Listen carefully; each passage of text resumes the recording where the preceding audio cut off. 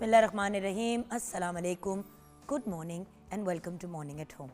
मैं हूँ आपकी मेज़बान जुगन काजिम और आज आपसे बात करूँगी अपॉर्चुनिटी की, यानी कि मौके की। अब आप कहेंगे ये किस किस्म का टॉपिक है, इस पे बात करने का क्या रीज़न है? इस पे बात करने का रीज़न ये है कि ज़िंदगी में अपॉर्चुनिटीज़ इतनी ज़्यादा नहीं आती जितना हम सोचते हैं, और बड़ी दफ़ा ओवर कॉन्फिडेंट होके या ये सोच के कि यार देखी जाएगी, अगली बार कर लेंगे, या फिर कभी मौका आ जाएगा, फिर कभी अपॉर्चुनिटी आ जाएगी, तो हम ज़िंदगी में बहुत मेजर चीज़ें मिस कर जाते हैं। अब अपॉर्चुनिटी या मौका सिर्फ आपके काम या आपके पढ़ाई से रिलेटेड नहीं होता। अपॉर्चुनिटी कभी कभी किसी नाराज़ इंसान को मनाने की भी होती है, यानी कि मौका, या कोई ऐसा मौका आता है जहाँ पे किसी ऐसे इंसान से आप जाके मुलाकात कर सकते हैं या उनकी आदत कर सकते हैं जो बीमार हैं या किसी तकलीफ़ में हैं। होता यह है कि व्यूअर्स, इन लाइफ हम सोचते हैं कि हो जाएगा, इट्स ओके। और ये मैंने यंग लोगों में बहुत ज़्यादा चीज़ देखी है। जब हम छोटे होते हैं ना, यंग एज में, तो हमें लगता है कि अपॉर्चुनिटीज़ तो बहुत हैं। बात भी जब कर रहे हों अक्सर यंग लोगों से तो कहते हैं डोंट वरी जुगन आंटी, बहुत अपॉर्चुनिटीज़ हैं, बड़े मौके आएंगे, ये नहीं तो डजेंट मैटर, बिग डील। लेकिन व्यूअर्स, एक्चुअली जो लोग हर मौके का, हर अपॉर्चुनिटी का फ़ायदा उठाते हैं, अब मैं नाजायज़ फ़ायदे की नहीं बात कर रही, मैं जायज़ बात कर रही हूँ। कुछ लोग होते हैं जो हर मौके पे किसी और को नुकसान पहुंचाते हैं या कोई नेगेटिव चीज़ करते हैं, लेकिन कुछ लोग होते हैं जिनको जब भी कोई मौका नज़र आता है अपने आप को बेहतर करने का, अपनी ज़िंदगी को बेहतर करने का, किसी के काम आने का, वो उस मौके को हाथ से नहीं जाने देते। क्योंकि कोई गारंटी नहीं होती व्यूअर्स कि ज़िंदगी में आज से, मतलब कि ज़िंदगी में क्या हो, एक से दूसरे लम्हे की कोई गारंटी नहीं है। मैंने ऐसे लोग भी देखे हैं कि सुबह उठे, जॉब पे गए, शाम को घर तो लौटे लेकिन कफन में लौटे। और ये यंग लोगों की बात कर रही हूँ। एक एज आती है जब लोग कहते हैं कि भाई वक्त आ जाता है, दुनिया से बंदा रुखसत हो जाता है, लेकिन यंग डेथ्स भी होती हैं। फिर ऐसे लोग भी देखे हैं जो बहुत कामयाब थे, अरबपति थे, खरबपति थे, सडनली वो ज़ीरो पे आ गए। ज़िंदगी में अगर कामयाब होना है, चाहे पर्सनल लाइफ में हो, चाहे काम की ज़िंदगी में हो, चाहे सोशली हो, ज़िंदगी में अपॉर्चुनिटीज़ को इग्नोर भी नहीं करना चाहिए और लेट को भी नहीं करना चाहिए। शुरू करते हैं एक पर्सनल लाइफ के पॉइंट ऑफ व्यू से। हमारे घरों में जो हमारे साथ लोग रहते हैं, चाहे वो हमारे हस्बैंड हों, वाइफ हों, बच्चे हों, माँ बाप हों, भाई बहन हों, हम उनके साथ उस तरह से वक्त नहीं गुजारते जैसे हम गुजार सकते हैं, क्योंकि हम कहते हैं चलो ये मौका मिस हो गया, डजेंट मैटर, अगला मौका आ जाएगा। ये नहीं रियलाइज़ करते कि ज़िंदगी की कोई गारंटी नहीं है। बड़ी दफ़ा हम फॉर ग्रांटेड लोगों को लेते चले जाते हैं, ये सोच के कि यार अगले मौके पे, अगले ओकेजन पे, कज़न की या दोस्त की या किसी फ्रेंड की बर्थडे है तो हर किसी ने विश भी करना है, जाना भी है। घर में अपनी बहन की बर्थडे है, खैर है, बहन अंडरस्टैंड कर लेगी, हैप्पी बर्थडे यार, सॉरी इस बार कुछ किया नहीं, नेक्स्ट टाइम कर लेंगे। ये चीज़ें रिश्तों में दरारें पैदा करती हैं, इश्यूज़ क्रिएट करती हैं। अगर कोई इंसान तकलीफ़ में है, आपको पता चले, अब अगर सोशल लेवल पे बात करें मौक़ों की, कोई इंसान तकलीफ़ में है या किसी डफ टाइम से गुजर रहा है, आप कहते हैं कि यार कभी और फिर मौका आ जाएगा, जाके उनसे मिल आएंगे या उनके साथ डिस्कस कराएंगे या उनसे अफसोस कराएंगे। हम चीज़ों को इग्नोर करते जाते हैं। बुज़ुर्गों में मैंने अक्सर ये देखा है कि कोई बुज़ुर्ग बीमार है तो लोग कहते हैं अच्छा अभी तो मौका है जाने का, डजेंट मैटर, 2 दिन बाद चले जाएंगे, लेट्स सी। और उन 2 दिनों के अंदर, बल्कि उन 2 दिनों के मुकम्मल होने से पहले वो इस दुनिया से रुखसत हो जाते हैं। हम अपने घर के बड़ों को अक्सर फॉर ग्रांटेड इस तरह से लेते हैं और फिर उन अपॉर्चुनिटीज़ को भी नहीं अवेल करते जहाँ पे हम उनके लिए आसानियाँ पैदा कर सकते हैं या उनसे मुलाकात कर सकते हैं, एफर्ट कर सकते हैं। अब आ जाते हैं पढ़ाई की तरफ। मैंने बहुत से यंग लोगों को देखा है कि जब स्कूल के लेवल तक तो माँ बाप धक्का देते हैं, पुश करते हैं। अच्छा, स्कूल के लेवल पे भी मैंने अपने बेटे को एक दफ़ा कहा, मैंने कहा बेटा आपके मैथ्स में नंबर अच्छे नहीं आते, हमज़ा को, काफ़ी साल पुरानी बात है, मैंने कहा तुम्हें मैथ्स में नंबर नहीं आते अच्छे।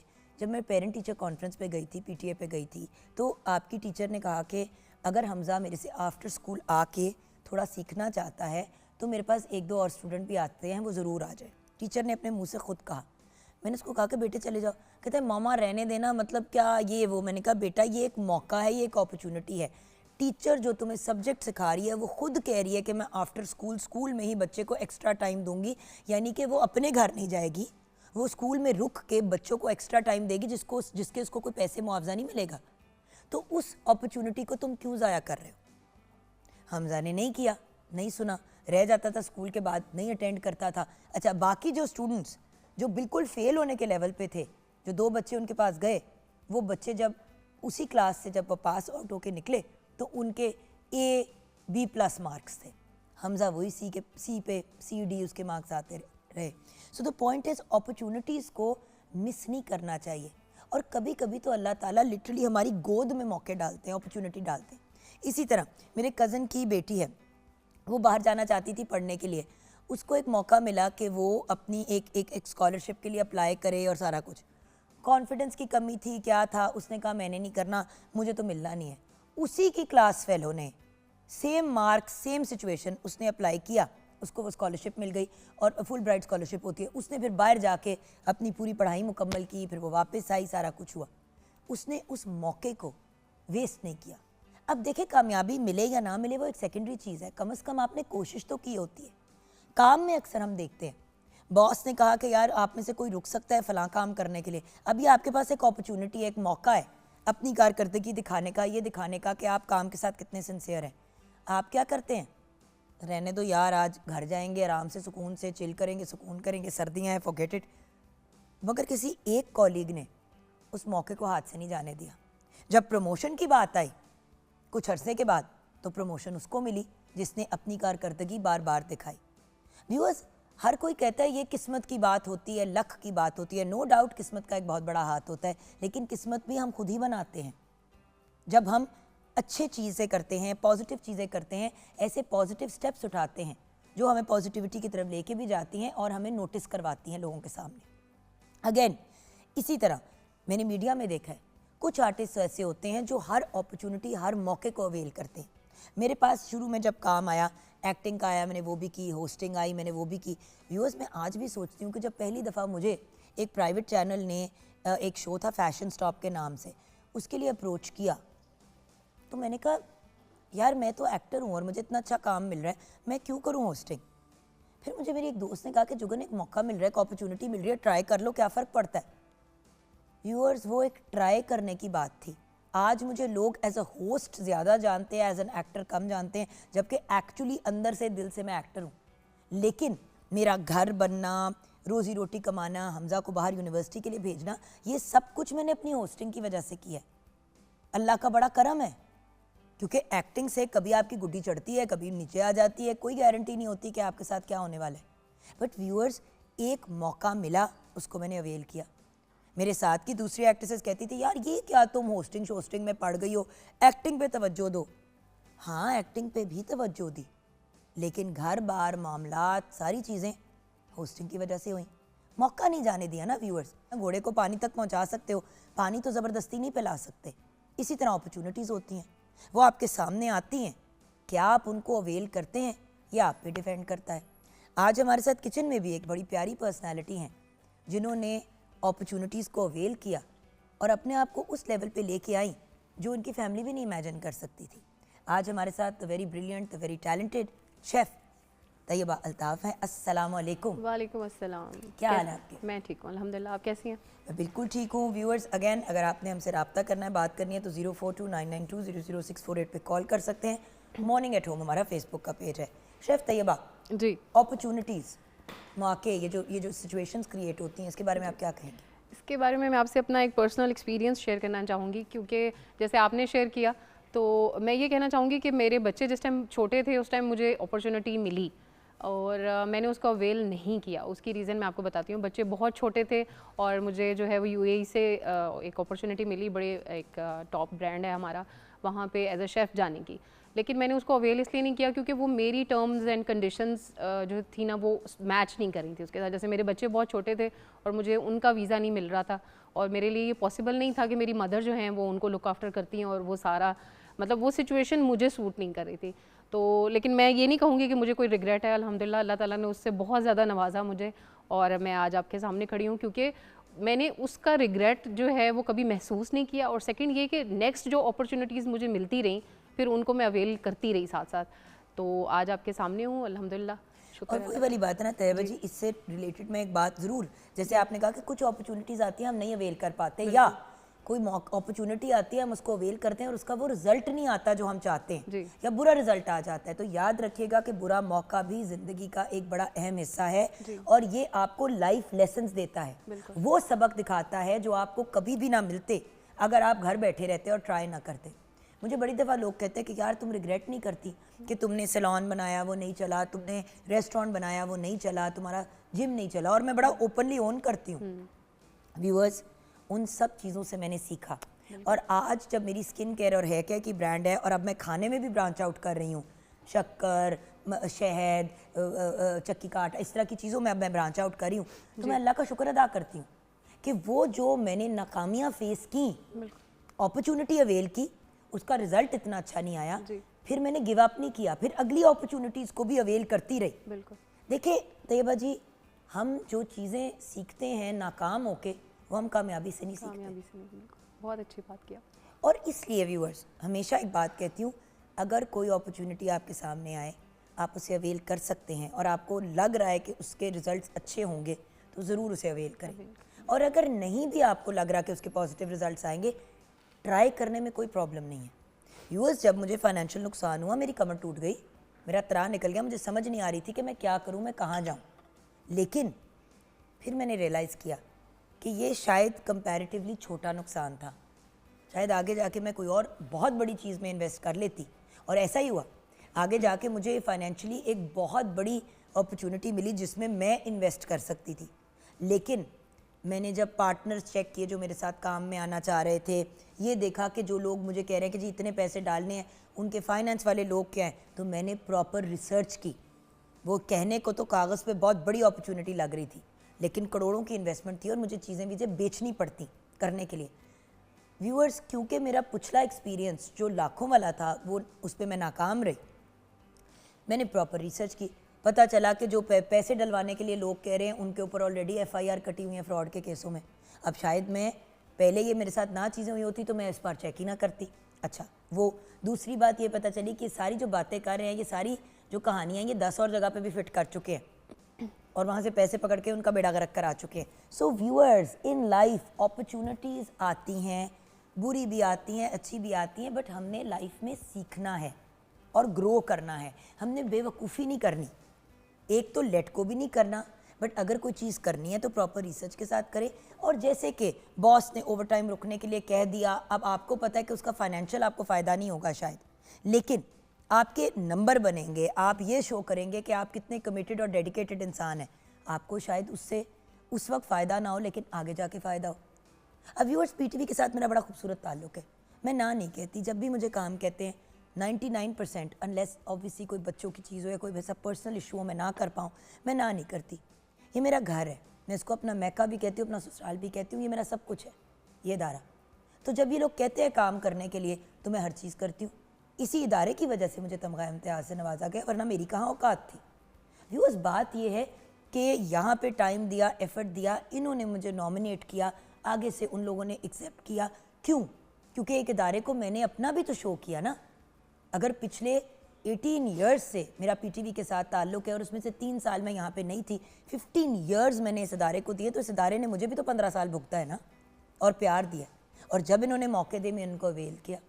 जब मैंने रमज़ान ट्रांसमिशन PTV पे पहली दफ़ा की, मेरा व्यूअर्स त्राह निकला हुआ था। वो एक अपॉर्चुनिटी थी।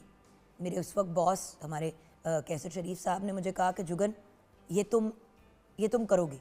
मैं कहा बॉस, PTV पे नहीं कर सकती, प्राइवेट चैनल पे कर लूँगी, यहाँ पे बहुत ख्याल रखना पड़ता है ज़ेर ज़बर का, ज़रा सी बात ऊपर नीचे कर दी, खुदा ना खास्ता मेरे पे मतलब 100 चीज़ें हो सकती हैं।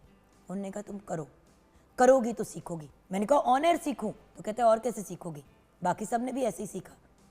उन्होंने किताबें दी, उन्होंने रिसर्च करवाई, उर्दू मुझे आपको पता है पढ़नी नहीं आती, रोमन में मुझे चीज़ें निकाल के दी। व्यूअर्स, एक अपॉर्चुनिटी थी। आज 18 साल हो गए लगातार Ramzan transmission as main host, चाहे PTV पे करूं या प्राइवेट सेक्टर में करूं, करती आई हूँ। तो बात ये कि ये इज़्ज़त, ये सारा कुछ किस तरह मिला? वो एक अपॉर्चुनिटी थी, अच्छे मशवरा देने वाले लोग थे, पते वाले लोग थे, उन्होंने एडवाइस दी, मैंने उसको फॉलो की और आज यहाँ पे। तो व्यूअर्स, मेरा करियर भी मेरी अपॉर्चुनिटीज़ के अवेल करने का रिज़ल्ट है। और व्यूअर्स, जिस चीज़ से सबसे ज़्यादा डर लगता है ना करते हुए, जब वो चीज़ हम करते हैं तो उसके सबसे अच्छे रिजल्ट्स आते हैं। मगर एक चीज़, ओवर कॉन्फिडेंट नहीं होना। हमारे यहाँ सबसे बड़ा इशू ये है कि हम ओवर कॉन्फिडेंट हो जाते हैं, हमें लगता है कि हम अपनी मैं में से नहीं निकल पाते। सो इस चीज़ का ख्याल करना है कि नेगेटिविटी से अपने आप को बचाएं। नाउ व्यूअर्स, हम तो जाएंगे ब्रेक की तरफ। ब्रेक के बाद जब वापस आएंगे तो शेफ़ तैयबा से आज की रेसिपी वो क्या बना रही हैं ये भी जानेंगे, वो भी बनाएंगी और ज़ाहिर ही साथ साथ मुझसे भी काम करवाएंगी, क्योंकि मैं तो इसी काम के लिए इधर आती हूँ। एनीवे, ब्रेक के बाद वापस आएंगे और फिर अपने किचन में गुफ्तगू का सिलसिला जारी रखेंगे।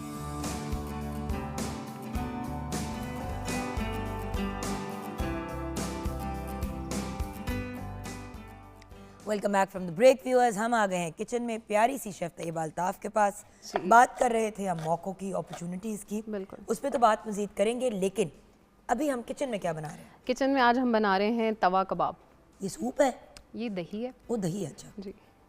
तवा कबाब में दही, अच्छा ओके चले पहले रेसिपी की तरफ आ जाते हैं। मुझे बताएं कि मैंने कोई काम करना है किचन में जी स्टार्ट? बिल्कुल, आप ये जो है हमें बेसन जो है ये ड्राई रोस्ट करके देते हैं, भून दो। उसमें वो दूसरा वाला छोटा पैन लेंगे, इसमें हम फिर कबाब बना लेंगे ना। ठीक है, मैं रेसिपी ड्राई रोस्ट बता दूं व्यूअर्स, बेसिकली आप खाली पैन, बिल्कुल साफ ड्राई पैन के अंदर किसी भी चीज़ को डाल के उसको थोड़ा सा भूनते हैं। ड्राई रोस्टिंग ये होता है। जी। इंग्रेडिएंट्स जो हैं वो तवा कबाब के मैं आपको बता देती हूँ। कीमा चिकन का हम इस्तेमाल करें 1 किलो, तेल हस्बे ज़रूरत, नमक हस्बे ज़ायका, अदरक लहसुन पेस्ट 1 खाने का चम्मच, प्याज 2 से 3 अदद, सुर्ख मिर्च पाउडर 1 खाने का चम्मच, दड़ा मिर्च 1/4 चाय का चम्मच, साबुत धनिया 1 चाय का चम्मच, ज़ीरा 1 चाय का चम्मच, नमक हस्बे ज़ायका, गरम मसाला आधा चाय का चम्मच, काली मिर्च 1/4 चाय का चम्मच, टमाटर 1 अदद, शिमला मिर्च 1 अदद, हरा प्याज आधा कप, अंडा 1 अदद, बेसन 2 खाने के चम्मच, घी 2 खाने के चम्मच, दही 1 कप, चाट मसाला 1 खाने का चम्मच और हरा धनिया, हरी मिर्चें, अदरक और पुदीना जो है हम गार्निश के लिए इस्तेमाल करेंगे। तो सिंपली व्यूअर्स हमने ये करना है। अगर तो आप चिकन जो है वो फ़ैट के साथ इस्तेमाल कर रहे हैं तो फिर आपको घी ऐड करने की ज़रूरत नहीं है। मैंने उसमें फ़ैट नहीं ऐड करवाई, तो इसीलिए मैं उसमें थोड़ा सा घी जो है वो ऐड कर रही हूँ। इससे कीमे की जो बाइंडिंग है वो बड़ी अच्छी हो जाती है कबाबों की। होता ये ना कि अगर आप चिकन के साथ बना रहे हैं कीमा, तो चर्बी जो है वो फिर आपको दूसरे मीट की डालनी पड़ती है, तो जो लोग नहीं खाते मटन और बीफ, फिर वो बड़ा तंग होते हैं। बिल्कुल। और इसमें आप सारे मसाला जात जो हैं वो ऐड कर देंगे और साथ में प्याज जो है उसका पानी आपने निचोड़ के फिर ऐड करना है, और धनिया पुदीना भी मैं इसमें ही शामिल कर दूंगी।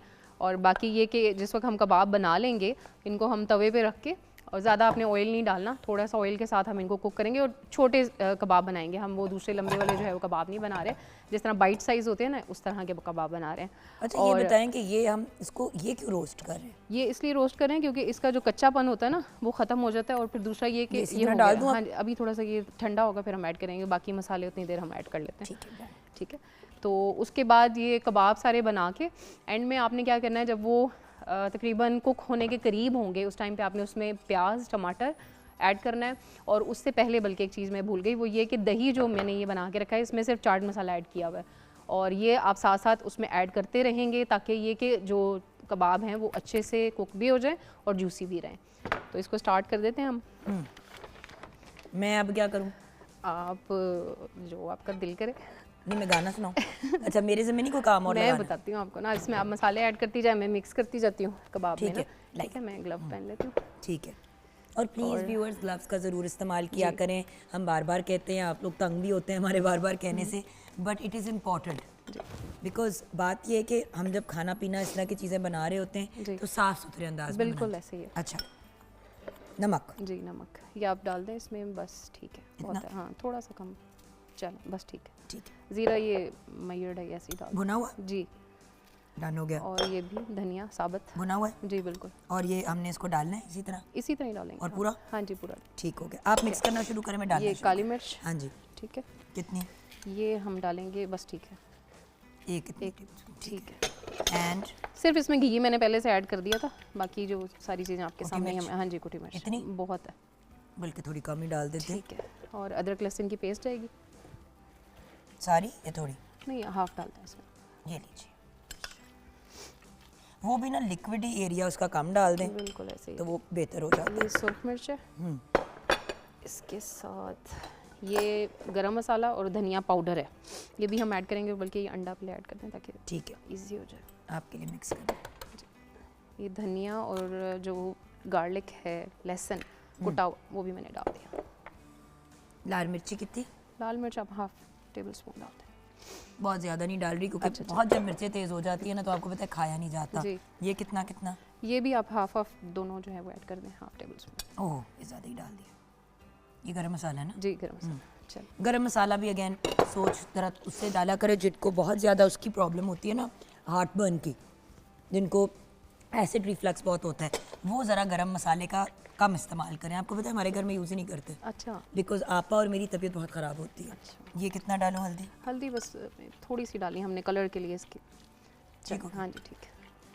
डन हो और गया। बाकी ये सिर्फ पीछे प्याज जो मैंने चॉप किया हुआ है वो हम इसमें ऐड कर देंगे। मैं अभी इसको करती हूँ ऐड। मैंने कहा मैं थोड़ा सा खलारा कम कर दूँ। बात ये कि व्यूअर्स अपने एरियाज़ को अगर आप क्लीन करके आगे चलते हैं ना जी। तो आपके लिए बड़ा आसान हो जाता है। और अनियंस भी हमने चॉप किए और ये हम लोग, ये धनिया है कि पुदीना है? ये धनिया और पुदीना मिक्स है जो भी मैं चॉप कर रही थी, तो बाकी मैंने कहा मैं आपको वो चॉप कर देती हूँ। Knife shop. अच्छा देखो, कभी ऐसा हुआ है कि आपने कोई अपॉर्चुनिटी नहीं अवेल की और आपने बड़ा उसको रिग्रेट किया? अपॉर्चुनिटी एक तो जुगन जो मैंने आपको बताई वो थी, लेकिन उसमें एक चीज़ जो बल्कि मैं आप सबसे शेयर करना चाहूँगी, अगर आप कोई अपॉर्चुनिटी नहीं अवेल कर रहे तो एटलीस्ट किसी को बता दें। जैसे अगर मैंने ही उस टाइम और को दे दे वो जी मौका। हाँ। बिल्कुल, अगर आप नहीं कर सक रहे उसको अवेल तो एटलीस्ट किसी को तो बता दें, किसी का भला हो जाए। तो मैंने जैसे आपको बताया मैं नहीं जा पाई थी, तो फिर एक मेल शेफ़ थे, मैंने फिर उनको कॉल की, मैंने बताई सारी सिचुएशन, मैंने कहा इस तरह, तो उन्होंने फिर अप्लाई किया और अल्हम्दुलिल्लाह आज वो वहीं पर सेटल हैं। ये बड़ी आपने अच्छी बात की। देखिए व्यूअर्स, अपॉर्चुनिटी इंसान को आती है। जैसे मुझे अगर फॉर आई रिमेंबर मुझे बड़ी दफ़ा ऐसा हुआ है कि किसी इवेंट के लिए, किसी चीज़ के लिए कॉल आई कि जी आप ये वाली चीज़ कर लें। अब पैसे भी अच्छे, चीज़ें भी अच्छी, मैं नहीं कर पाई। जी बच्चे, काम, कोई और चीज़, कोई और कमिटमेंट, बिल्कुल। तो भाई आपको किसी और को मौका दे दें। हमें ये होता है कि ना खुद किसी चीज़ को अवेल करते हैं ना किसी ना और किसी को करने देते हैं, बिल्कुल। और ये बड़ी ज़्यादती होती है। और इवन मैंने जुगन अपने सारा इस डाल दूं? करियर में जी बिल्कुल ये भी देखा है कि अगर आप कोई अपॉर्चुनिटी आपको पता चली है ना, मतलब किसी ने आपसे शेयर की है, तो वो उसको बाईपास करके खुद जाना चाहेंगे वहाँ पे ना, ये भी मैंने बहुत गलत चीज़ लेकिन देखी है। ये मैंने एक चीज़ आपको जी। ज़रूर बताऊंगी, मैंने अपनी ये पर्सनल लाइफ में 2-3 दफ़ा ऐसे हुआ कि एंकर्स के रनिंग शोज़ हैं, जी अब वो उनको फारिग करना चाह रहे हैं तो मुझे कह रहे हैं कि जी आप उनकी जगह कर लें। मैं कहा भाई आप पहले अपनी चीज़ को कंप्लीट करें, मतलब पहले दूसरों से हामी भरवा के। जी। ये इस फील्ड में भी एक बड़ा काम होता है कि किसी को रनिंग शो में से हटा देते हैं। ऐसे अब तो अल्लाह का शुक्र है कि कॉन्ट्रैक्ट्स और चीज़ें ज़रा बेहतर हो गई हैं। जी। पहले तो बहुत ही बुरा हाल होता था तैयबा जी। और वही चीज़ है ना कि किसी की रोज़ी पे लात मार के अपनी रोज़ी कमाओगे तो आपको भी पता है और मुझे भी पता है कि फिर उसका रिजल्ट नेगेटिव ही होता है। बिल्कुल। और कल को कोई आपकी रोज़ी रोटी पे लात मारेगा, डाल दो इसी। जी बिल्कुल। और ये ना बेसन भी हम ऐड कर देंगे, चलो ठंडा हो टोटल? गया। हाँ जी टोटल ऐड कर। ये लीजिए, चलिए बेसन भी आ गया और थोड़ा सा इसको मैंने, क्योंकि बहुत मोटे मोटे पीस सारा डाल दूँ। जी जी ये देखिए खड़े खड़े जो है ना जी, सारी चीज़ें आप आपस में भी कर सकते हैं। एंड ज़िंदगी अपनी आसान करनी, कॉम्प्लिकेट नहीं करनी। हम लोग क्या करते हैं कि हम लोग औखी औखी जो है ना कॉम्प्लिकेटेड चीज़ों में पड़ जाते हैं अपनी ज़िंदगी में। Keep your life simple. अच्छा इसमें हरी मिर्च नहीं जाती? हरी मिर्च हम जो है वो बाद में जिस तरह मसाला हम इसका एक तैयार करेंगे ना ऊपर से ऐड करके, तो वो ऐड कर देंगे। अच्छा, बच्चे आपको पता है। मुझे तैयबा जी आज तक एक चीज़ की नहीं समझ आई। जी। हम लोग हमेशा ना जी लाल मिर्च भी डाल देते हैं, धड़ा मिर्च भी डाल देते हैं, चलो वो दोनों तो एक ही फैमिली है। बिल्कुल। लेकिन जब आप साथ में हरी मिर्च भी डाल देते हैं तो कहते हो हर नस्ल की मिर्च डाल दी है। वो ये होता है कि ज़रा फ्लेवर उसका ना इन्हांस हो जाता है, बस इसलिए हम मल्टीपल चीज़ें जो है उसमें ऐड करते हैं। लेकिन बच्चे नहीं खाते तो इसलिए मैंने बीच में नहीं ऐड की, वो बड़े पीसेस में ना हम चंक्स में ऊपर से ऐड कर Next देंगे। क्या करना है? बस अब हम ये रखेंगे पैन, तवा, और इस और पे इसमें हम ऑयल इसमें घी डालेंगे। डाल दिया हमने? जी मैंने डाल दिया हुआ। कितना? बस इसको ऐसे डाल के इसको स्प्रेड कर लेंगे ना उसके ऊपर। ठीक है। और इसको अब हमने इसके अंदर फ्राई करना है, राइट? जी। और ये दही का कब इस्तेमाल होगा? दही का इस्तेमाल जब ये हाफ कुक हो जाएंगे ना और हमारे। दही में क्या क्या डालना है? दही में मैंने सिर्फ चाट मसाला डाला है बस फ्लेवर के लिए ना। That's it. हाँ जी। और सब्जियां भी लाई हैं तो वो क्या बाद में करेंगे? ये बिल्कुल हम शिमला मिर्च, हरा प्याज और टमाटर, ये सब चीज़ें जो है हम बाद में ऐड करेंगे इसमें। मेरे ख्याल से oil is more than enough. जी ये देखें इस तरह हम रखते जाएंगे।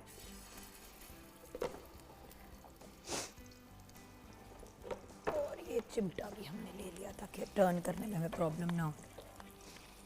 बट ऑब्वियसली जब भी, और क्योंकि ये बड़े सॉफ्ट कबाब हैं जी। तो इनको आपने तब तक नहीं हिलाना जब तक एटलीस्ट हाफ डन ना होनी जी चाहिए। एक साइड से जो है ना इन पे कलर नहीं आ जाए, कुक हो जाए ये।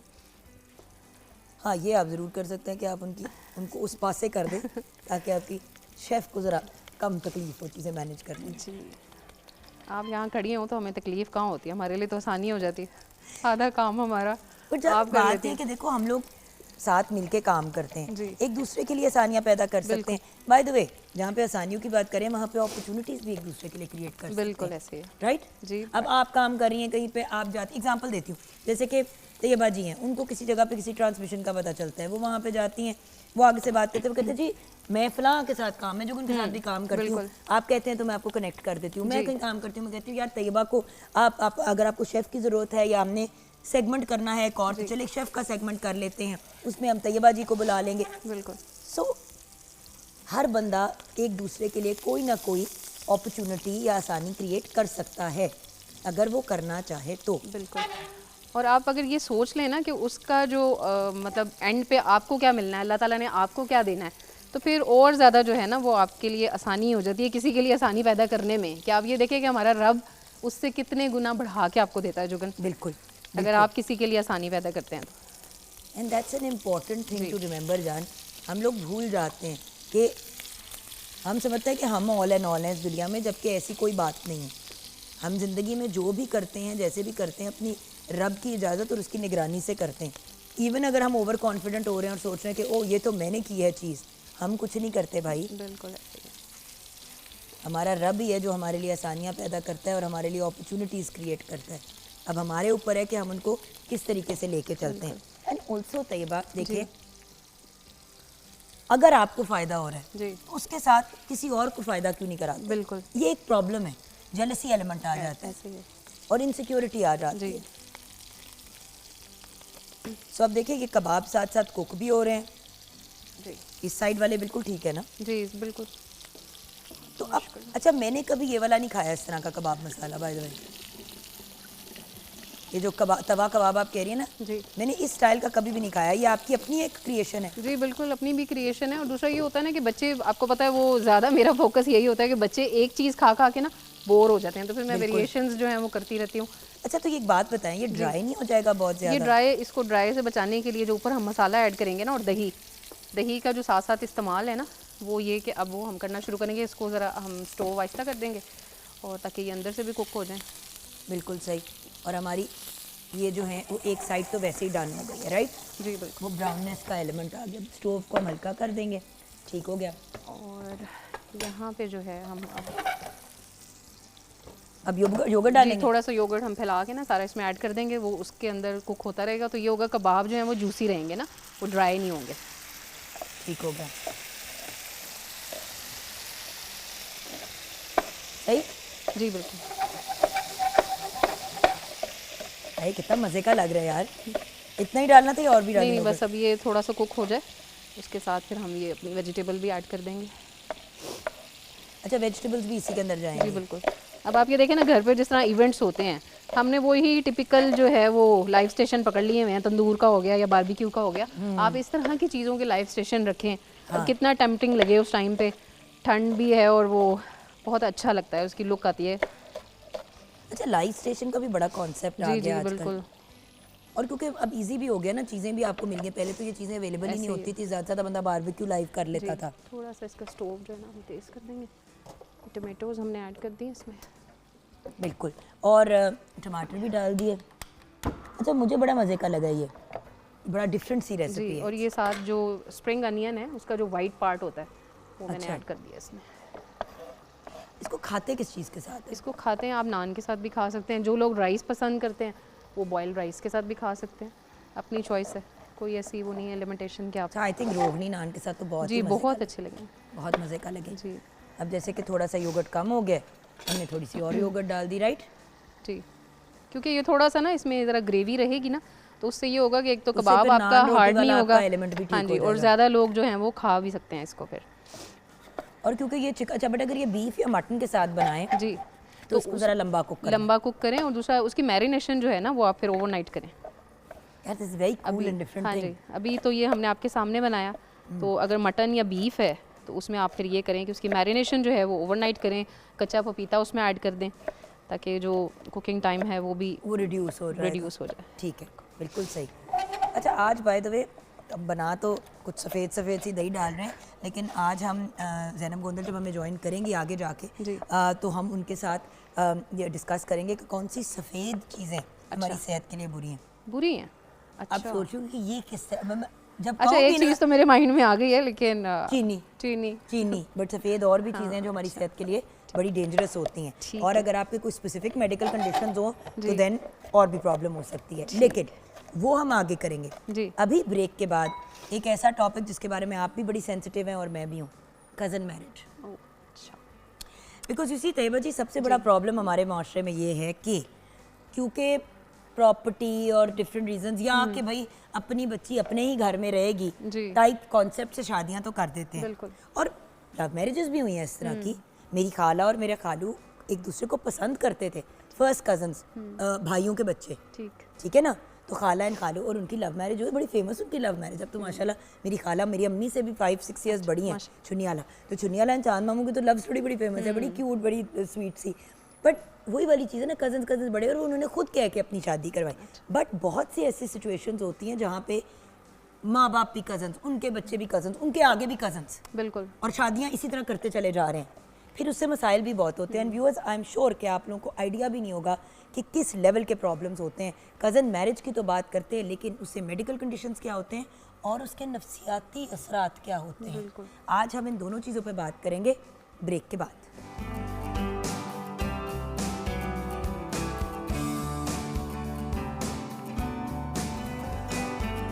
Welcome back from the break viewers. जैसे कि आप जानते हैं, ब्रेक से पहले भी आपके साथ शेयर किया कि आज हम बड़े आसान अल्फाज में समझाने के लिए कज़न मैरिज पे बात करेंगे, या जो फैमिलीज़ की आपस में शादियां होती चली जाती हैं। बड़ी दफ़ा लोग ये भी कहते हैं कि यार पहली दफ़ा हो रही है ना कज़न्स में शादी, ऐसी तो मतलब पहले तो नहीं हमारी फैमिली में हुई। उन केसेस में भी मसाइल हो जाते हैं। डिपेंड करता है ना कि क्या प्रॉब्लम, क्या मसाइल उनके ख़ानदानों में चलते आ रहे हैं। अगर एक फैमिली में बहुत से लोग थैलेसीमिया माइनर हैं, 2 साल थैलेसीमिया माइनर की शादी हो गई, वो तो चलो ठीक रहे ज़िंदगी में। आगे से उनके बच्चे जब थैलेसीमिया मेजर पैदा होंगे तो आप सोचें खुद कि किस लेवल के मसाइल और प्रॉब्लम्स ऐसे लोगों को फेस करनी पड़ेगी। ये तो मैं एक छोटा सा, वो जो कहते हैं ना, एक ज़र्रे बराबर की चीज़ बात कर रही हूँ। इससे कहीं गुना ज़्यादा हज़ारों करोड़ों फ़िज़िकल मसाइल भी होते हैं, नफ्सियाती मसाइल भी होते हैं, and to be very honest society में भी बड़े मसाइल होते हैं।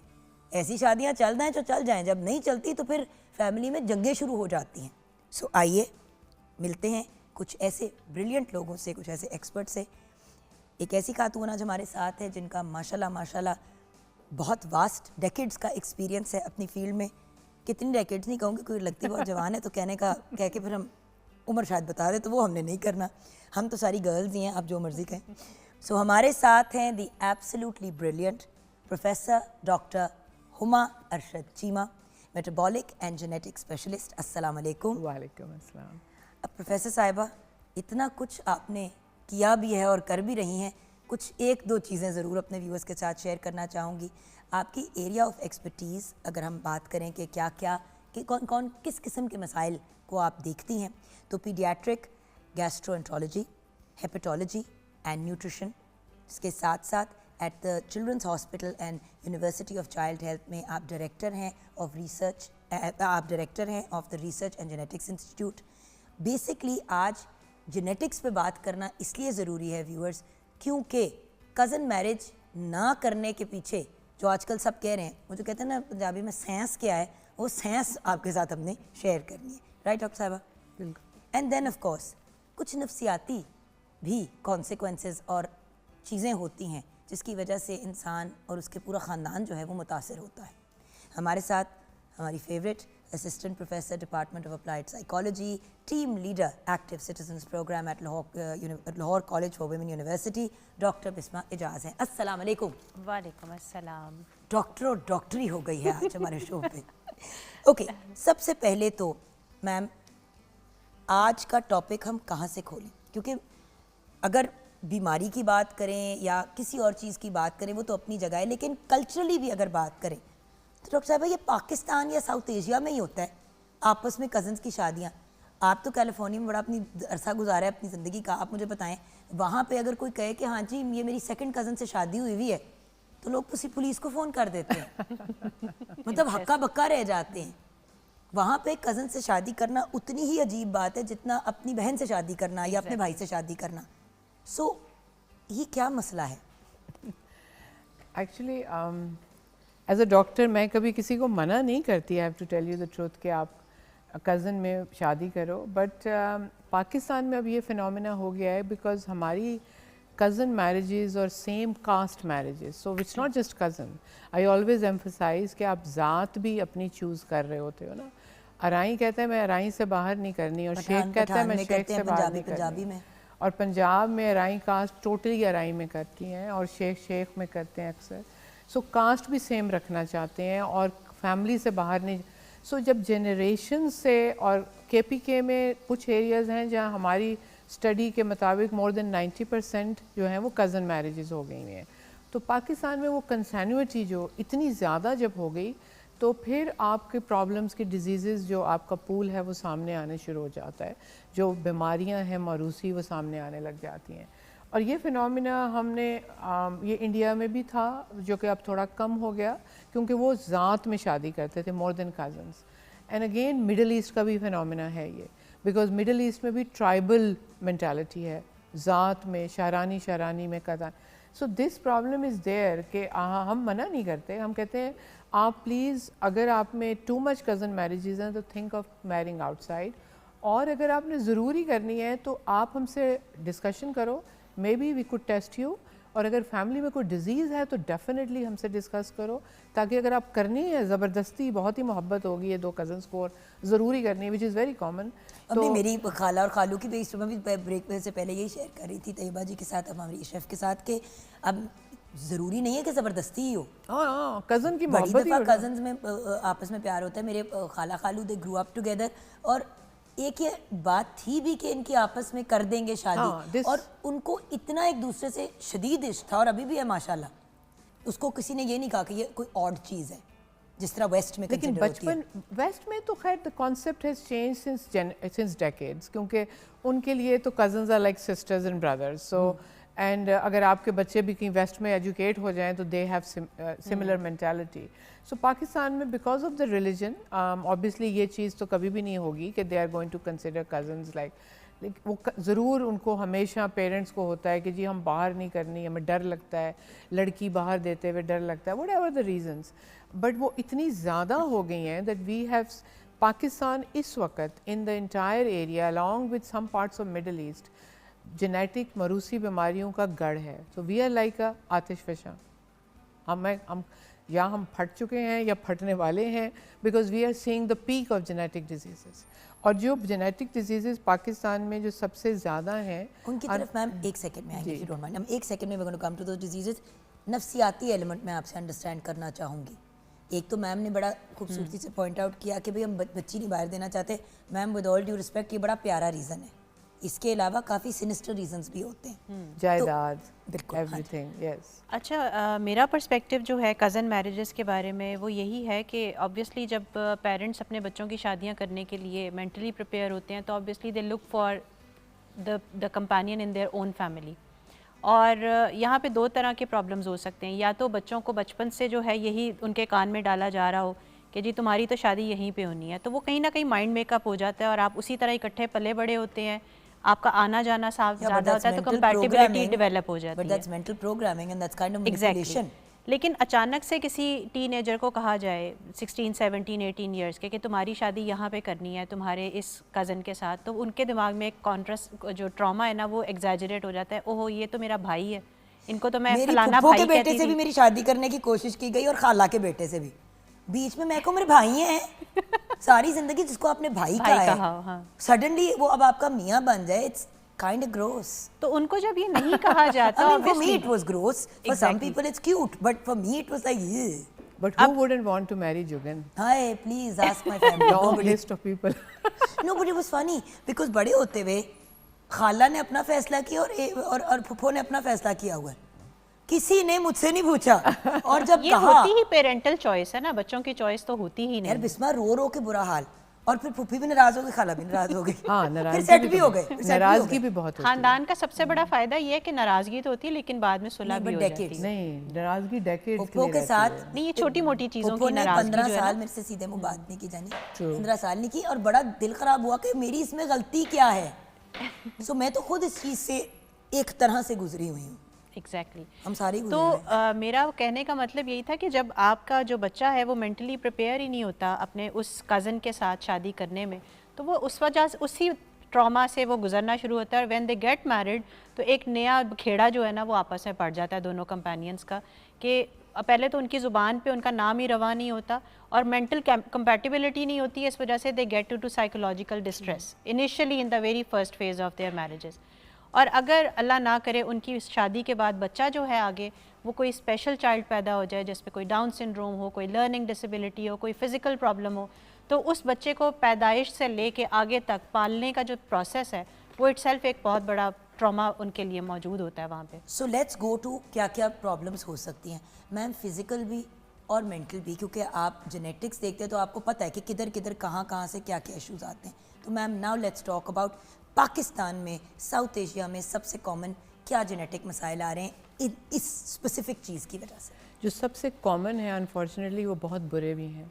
लाइक चलो एक तो ब्लड डिजीज़ हैं, थैलेसीमिया कॉमन है, दूसरी हैं, लेकिन जो बड़ी ही दुख वाली हैं वो ब्लाइंडनेस, डेफनेस, लर्निंग डिसेबिलिटीज़ और एक जिसको हम कहते हैं लाइसोसोमल स्टोरेज डिसऑर्डर्स, जिसमें तिली जिगर बढ़ जाते हैं, पेट बढ़ जाता है, बोन्स टेढ़ी हो जाती हैं, ग्रोथ होती नहीं। लेकिन अगर आप देखो तो ब्लाइंड और डेफ बच्चे को मैनी टाइम्स आप ये सोसाइटी में we don't have enough opportunities for them and otherwise they are okay kids. Microcephaly, सर के साइज़ छोटा होना, अब learning disabilities, autism, blindness, deafness and LSDs, ये हम पूरे रीजन में पीक करते हैं, सबसे ज़्यादा है। और जो ब्लाइंडनेस और डेफनेस की जीन्स हैं वो हम पूरी दुनिया से ज़्यादा है हमारे में। So this is like astronomical amount of things. We say हमेशा कि there is a bigger risk कि आप अगर फैमिली में शादी करते हो तो आपको जेनेटिक डिजीज़ का ज़्यादा रिस्क है। ये नहीं है कि अगर आप बाहर शादी करते हो तो रिस्क ज़ीरो हो जाता है, बिकॉज अगर ऐसा होता तो वेस्ट में जेनेटिक डिजीज़ ही ना होती, लेकिन हमारा प्रेवलेंस बहुत ज़्यादा है as compare to the west. So the reason is आपस में शादियाँ टू मच हो गई हैं ना। ठीक है, कभी जिसने कर ली, अगर बहुत ही लाइक सारी दुनिया में इंडिया, बांग्लादेश, मिडल ईस्ट सब लोग ही करते हैं, लेकिन हमारे रीजन में क्यों सबसे ज़्यादा मुल्क में पाकिस्तान में क्यों है? We have more cousin marriages as compare to Bangladesh, even मुसलमान मुल्क तो वो भी है ना। We have more cousin marriages compare to Malaysia, Indonesia even. Okay Bisma, why from a psychological perspective why?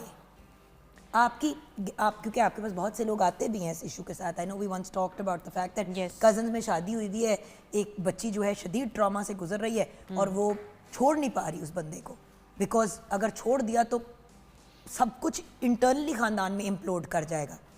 सो देखिए जुगन, कज़न मैरिजेस का बहुत सारे नुकसान आते हैं, फ़ायदे भी होंगे, लेकिन देखो जिस तरह बांग्लादेश में नहीं है इतना, इर्द गिर्दो नवा में इतना नहीं है, हमारा सबसे ज़्यादा क्यों है?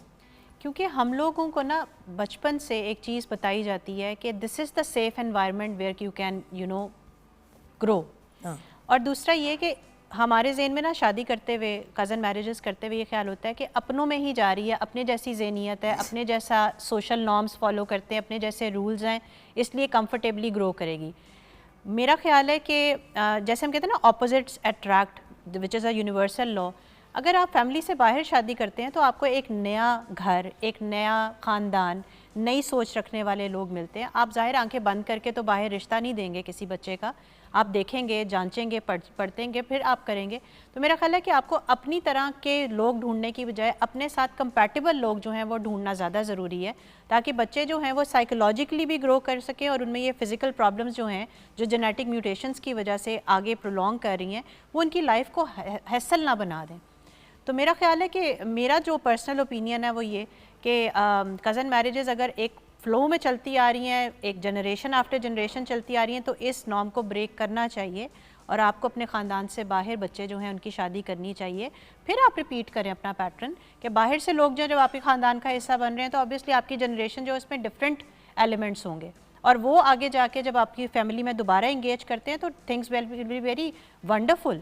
So this thing should be broken, this chain should be broken. अच्छा, हमें ब्रेक की तरफ जाना है आप लोगों की इजाज़त से. ब्रेक के बाद जब वापस आएंगे तो डॉक्टर साहब आपसे मैं ये ज़रूर जानना चाहूँगी, मेरे घर में एक शख्स काम करते थे, उनकी कज़न से शादी हुई थी, उनके पेरेंट्स की भी कज़न से. उनका बच्चा जब पेट में ही था तो डॉक्टर को वो इंड्यूस करनी पड़ी टर्मिनेशन, मतलब बेसिकली बिकॉज उस बच्चे का सर नहीं बना हुआ था, उसकी रीढ़ की हड्डी नहीं बनी हुई थी और उसका दिल नहीं था, वो एक आधा बच्चा बना हुआ था. ये क्या मामला है व्यूअर्स, इससे रिलेटेड हम बात करेंगे ब्रेक के बाद.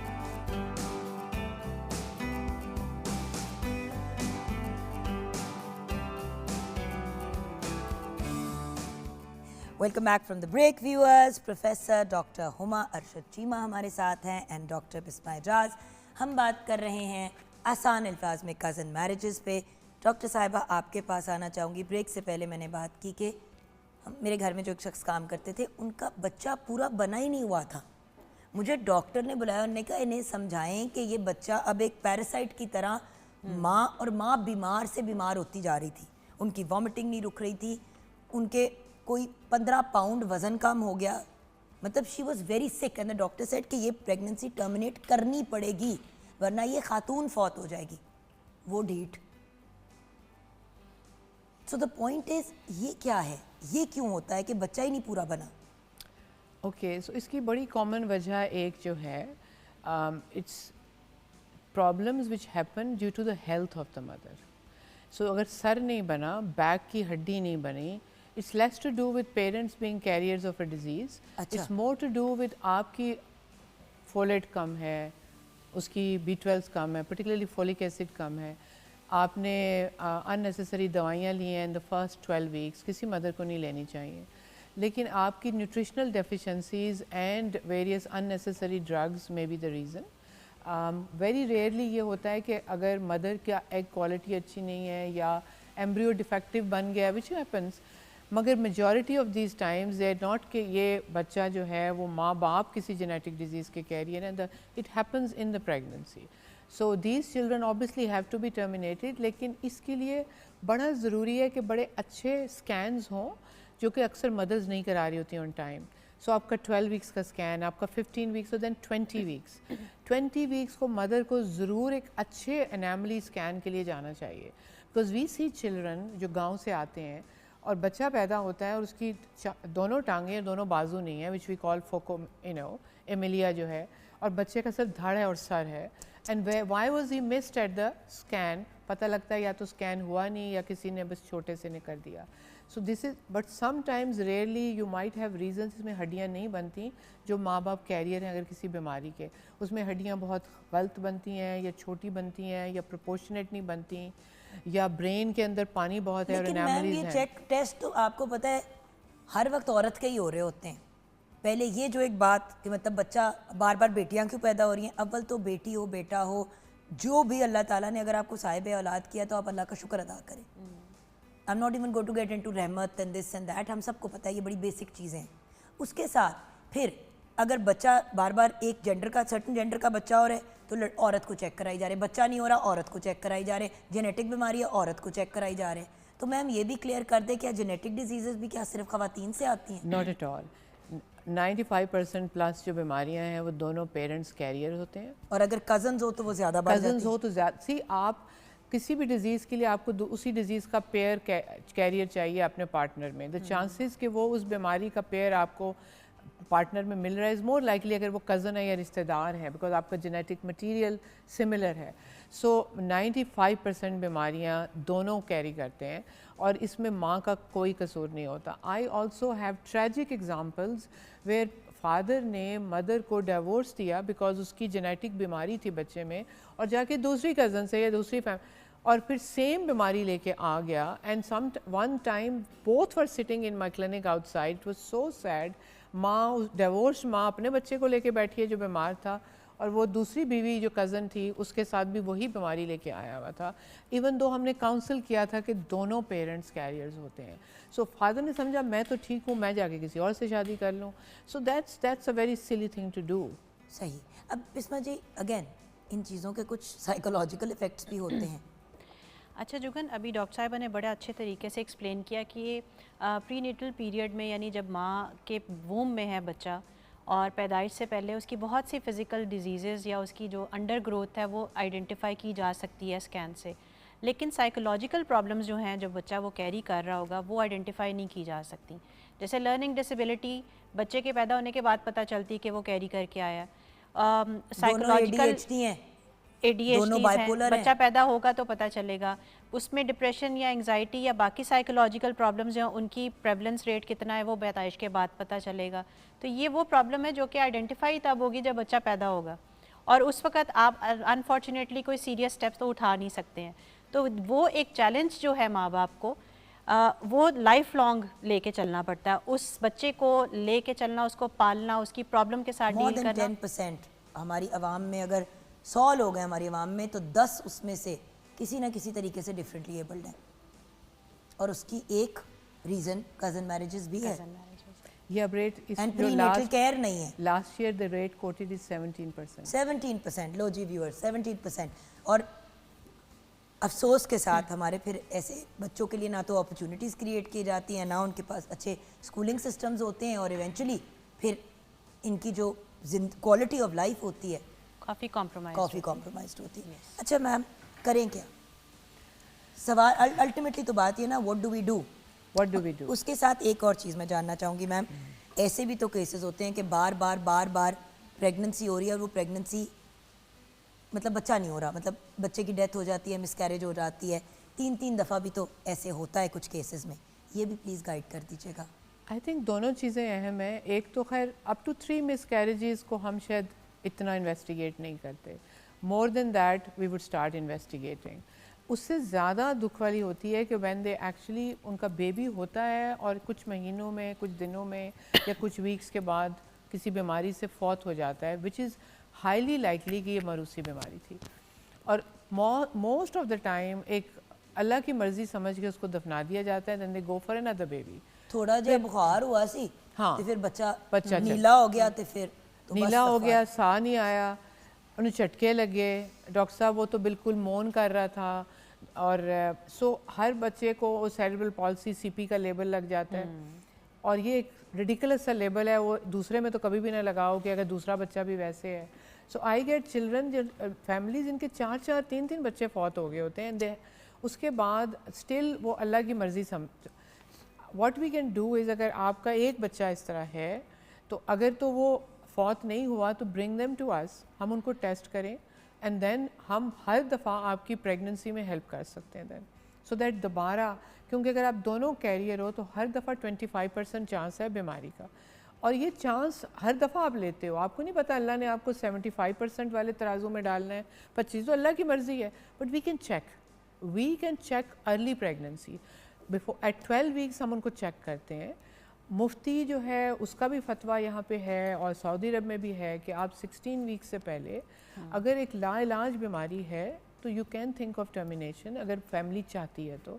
अगर टोटल सो हम उसको 12 हफ्ते पे चेक करके बता सकते हैं कि आने वाले बच्चे को सेम लाइलाज जेनेटिक मरूसी मर्ज़ है, बजाय इसके कि माँ उस तकलीफ़ से गुजरे 9 महीने वो कैरी करती है, फिर एक वो बच्चा लेती है, उससे उसको प्यार हो जाता है, and after little while that बच्चा ऑल्सो डाइज़, एंड लेबल लगता है अक्सर माँ पे ही कि because you know the poor mother, उसने ये ठीक नहीं किया, उसने ठंड में स्वेटर नहीं बनाया था, उसने उसको नहला दिया, या ये तो है ही मनहूस। हाँ, ये तो बड़ी favorite या बात इसके है ना। बच्चों को जो बहुत बड़ा मसला है, अठारह कुछ भी नहीं है। I would like to take this forum to say 18 नहीं है कुछ भी।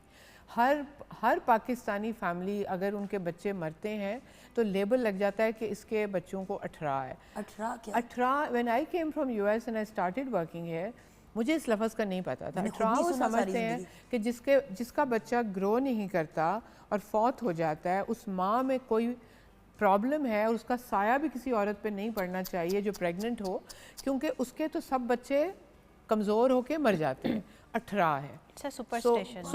But this is not just in the villages.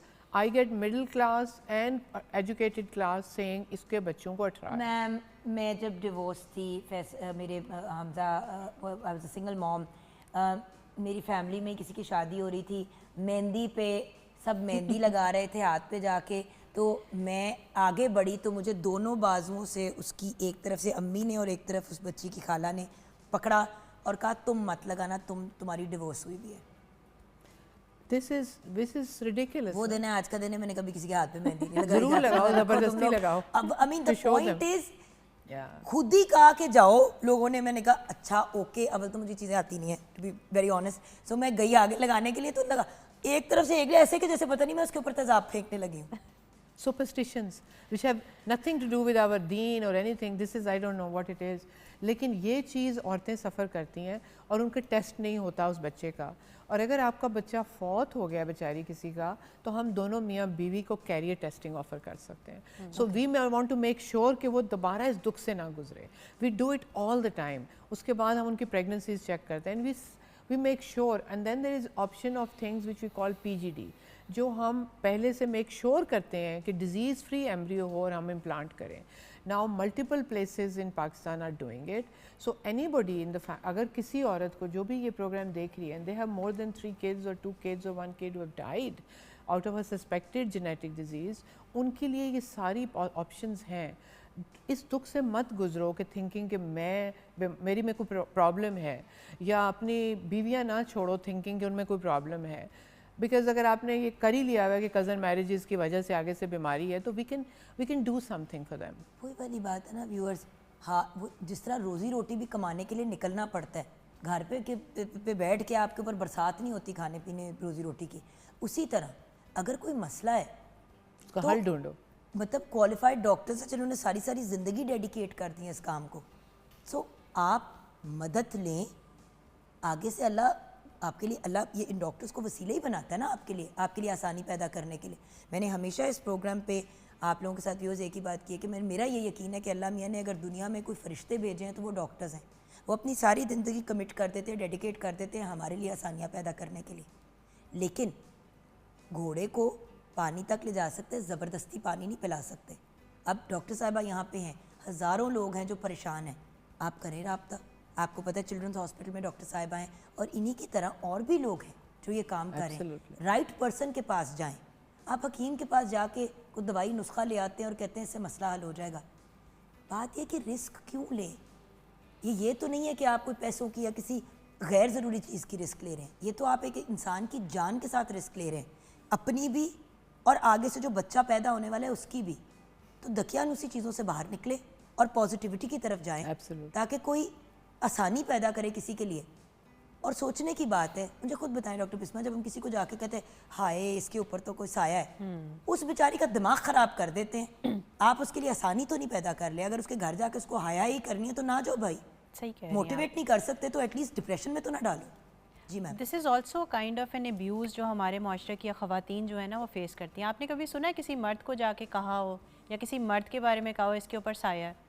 99% ख़वातीन ही होती हैं जिनके बारे में इस किस्म की स्टिग्मेटाइजेशन की जाती है। मैं एक चीज़ ऐड करूँगी डॉक्टर साहिबा के पॉइंट में, उन्होंने वेरी वेल एक्सप्लेन कि स्क्रीनिंग जो है दैट इज़ वेरी इंपॉर्टेंट। एक और चीज़ है जिसको हम साइकोलॉजिस्ट जो हैं वो बहुत ज़्यादा प्रमोट करते हैं, that is pre marital counselling. यानी अगर आप शादी करने का आपने फ़ैसला कर ही लिया है तो at least you both the partners, both the couples, both the spouses should have a pre marital counselling. मतलब इतनी मोहब्बत आपकी जो है वो अंधी हो गई हुई है कि आप इसके अलावा कुछ सोच नहीं सकते, तो please go for premarital counselling. ये सिर्फ कज़न मैरिजेस के लिए नहीं है, ये out of the caste, out of the family marriages के लिए भी है, क्योंकि this is something which is found to bring changes, positive changes in people's life. तो प्री मैरिटल काउंसलिंग जो है वो आपको बहुत सारी प्रॉब्लम से इफ़ेक्टिवली बाहर निकाल सकती है, जो हम रिकमेंड करते हैं, क्योंकि ultimately if you are going to end into this दलदल तो फिर उससे बाहर निकलने के तरीके भी आपको आने चाहिए। But personally I would say कि अगर आपको पता है, नज़र आ रहा है कि इस चीज़ में जाने से मसाइल जो है उनकी रेशो कम नहीं होगी, बढ़ेगी, तो please don't go for it. दुनिया में लोग ख़त्म नहीं हो गए, बहुत सी चॉइसेस होती है, just look for the best one and get married to that guy और गर्ल। और वही वाली बात जो मैंने शुरू में कही, अपॉर्चुनिटीज़ बहुत सी आती हैं, कौन सी वाली अवेल करते हैं बड़ा मैटर करता है, लेकिन थोड़ा सा अपने दिमाग को, दिल को बड़ा करके भी आगे कदम उठाने चाहिए।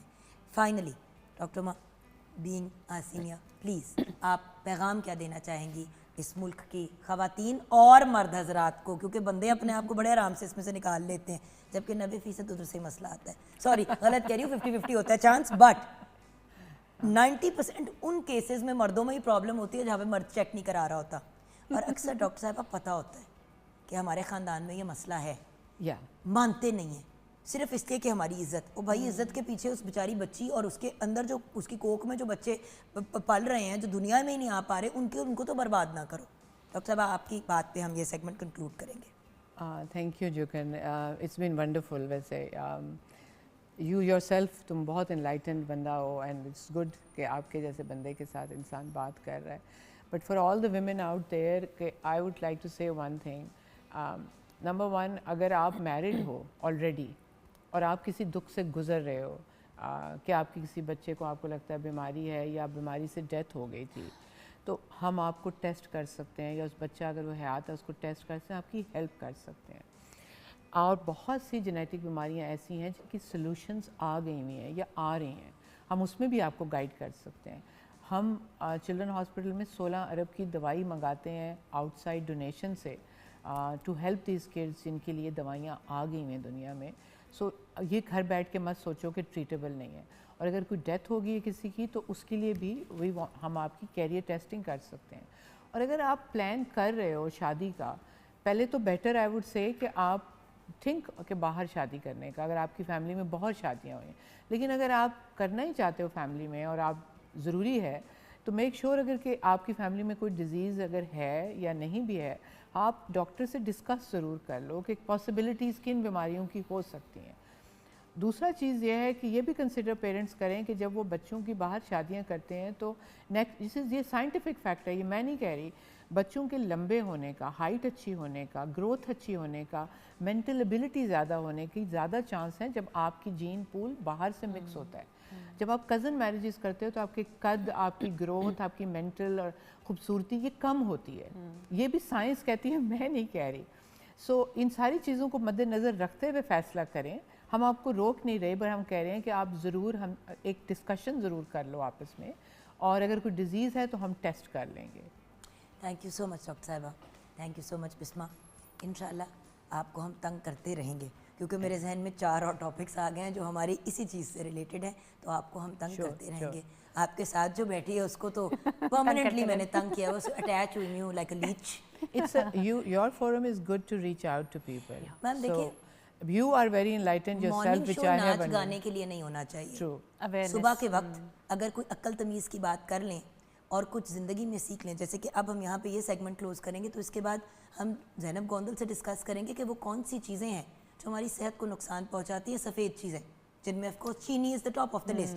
बाय द वे चीनी भी जेनेटिक मसाइल को और ख़राब करती है, बिकॉज वो बुरे सेल्स को। मैं सारा दिन ये क्लिनिक में, बिकॉज वाइट चीज़ों की जो बात कर रहे हो, ये जो सारा प्रोसेस्ड मैदा हम खा रहे हैं और चीनी वाली भी, और this things are destroying my generation. हम डॉक्टर साहिबा यही तो इस फोरम को हम इसीलिए यूटिलाइज करते हैं, बिकॉज अगर अल्लाह ताला ने एक अपॉर्चुनिटी दी है कहीं पे बैठने की, तो इसी तरह डॉक्टर बिस्मा हो गई, आप हो गई, देखिए आपको इसका कोई बेनिफिट तो नहीं होता यहाँ पे आने का, एक ही आप The only benefit ये is होता है, ये आप it's got a outreach over there for women who watch it or people who watch it.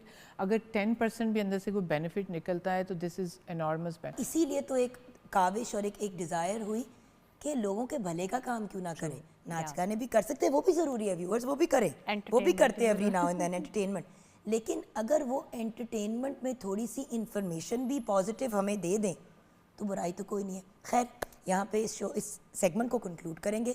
Break के बाद ज़ैनब गोंदल हमें ज्वाइन करेंगी। वो कौन सी सफ़ेद चीज़ें हैं जो हम हर रोज़ इस्तेमाल करते हैं लेकिन अंदर से और इधर से भी हमारा बेड़ा गर्क कर रही हैं। ब्रेक के बाद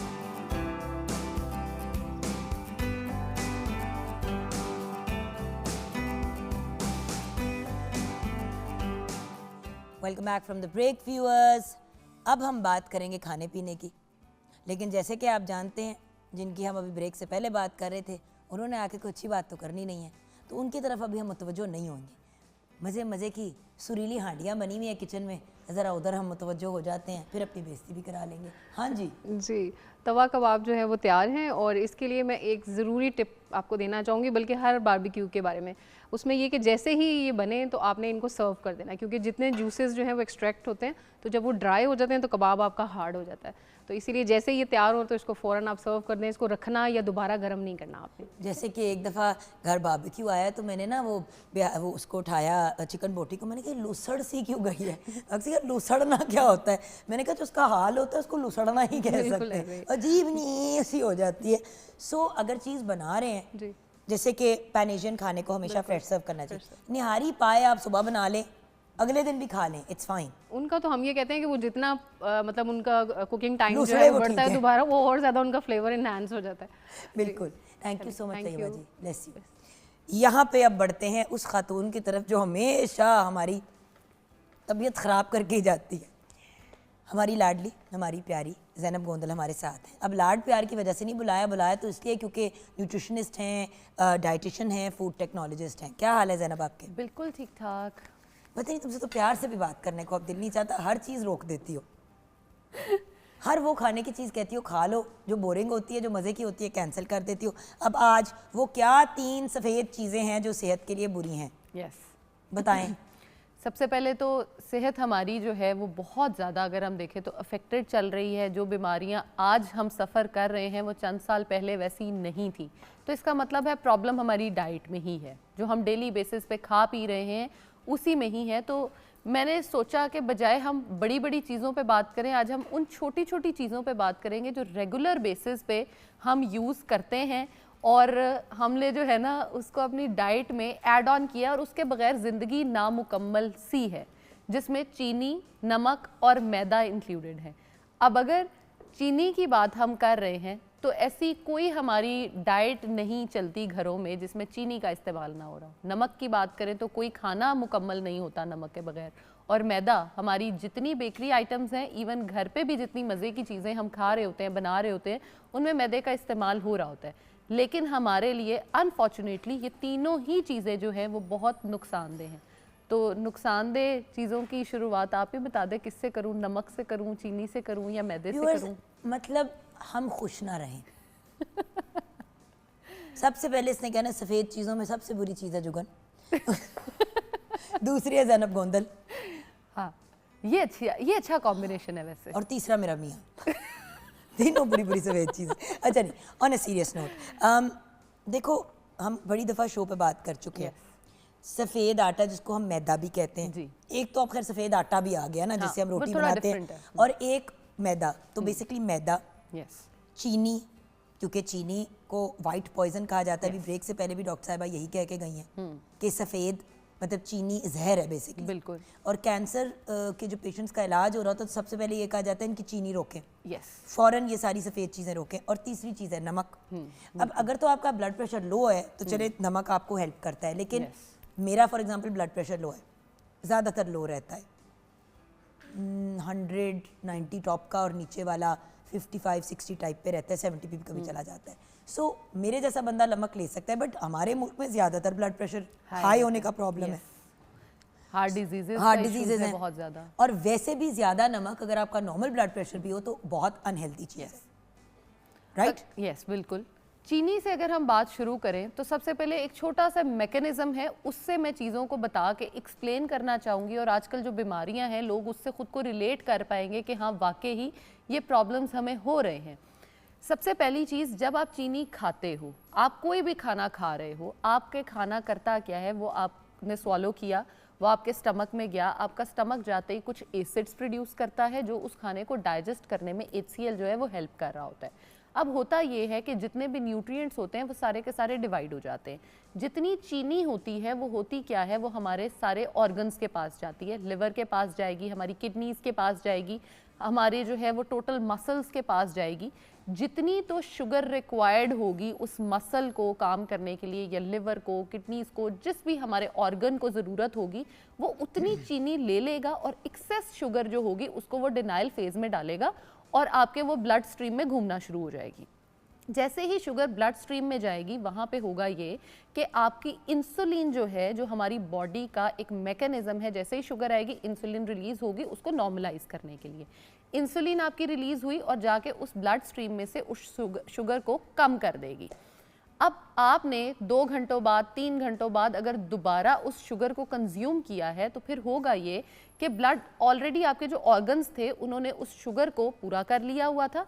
आपने और जब चीनी खाई तो हुआ ये कि चीनी जाने से बॉडी में वो फिर से रिलीज हुई, आपके सारे ऑर्गन्स के पास गई, आपके सारे के सारे ऑर्गन्स ने उसको डिनाई कर दिया लेने से, फिर इंसुलिन रिलीज हुई, फिर से वही सारा अमल हुआ। लेकिन ये एक पॉइंट ऐसा आता है जिसमें आके आपकी इंसुलिन बॉडी में से चीनी को नॉर्मलाइज करना बंद कर देती है, जिसको हम एक टर्म बोलते हैं इंसुलिन रेजिस्टेंस।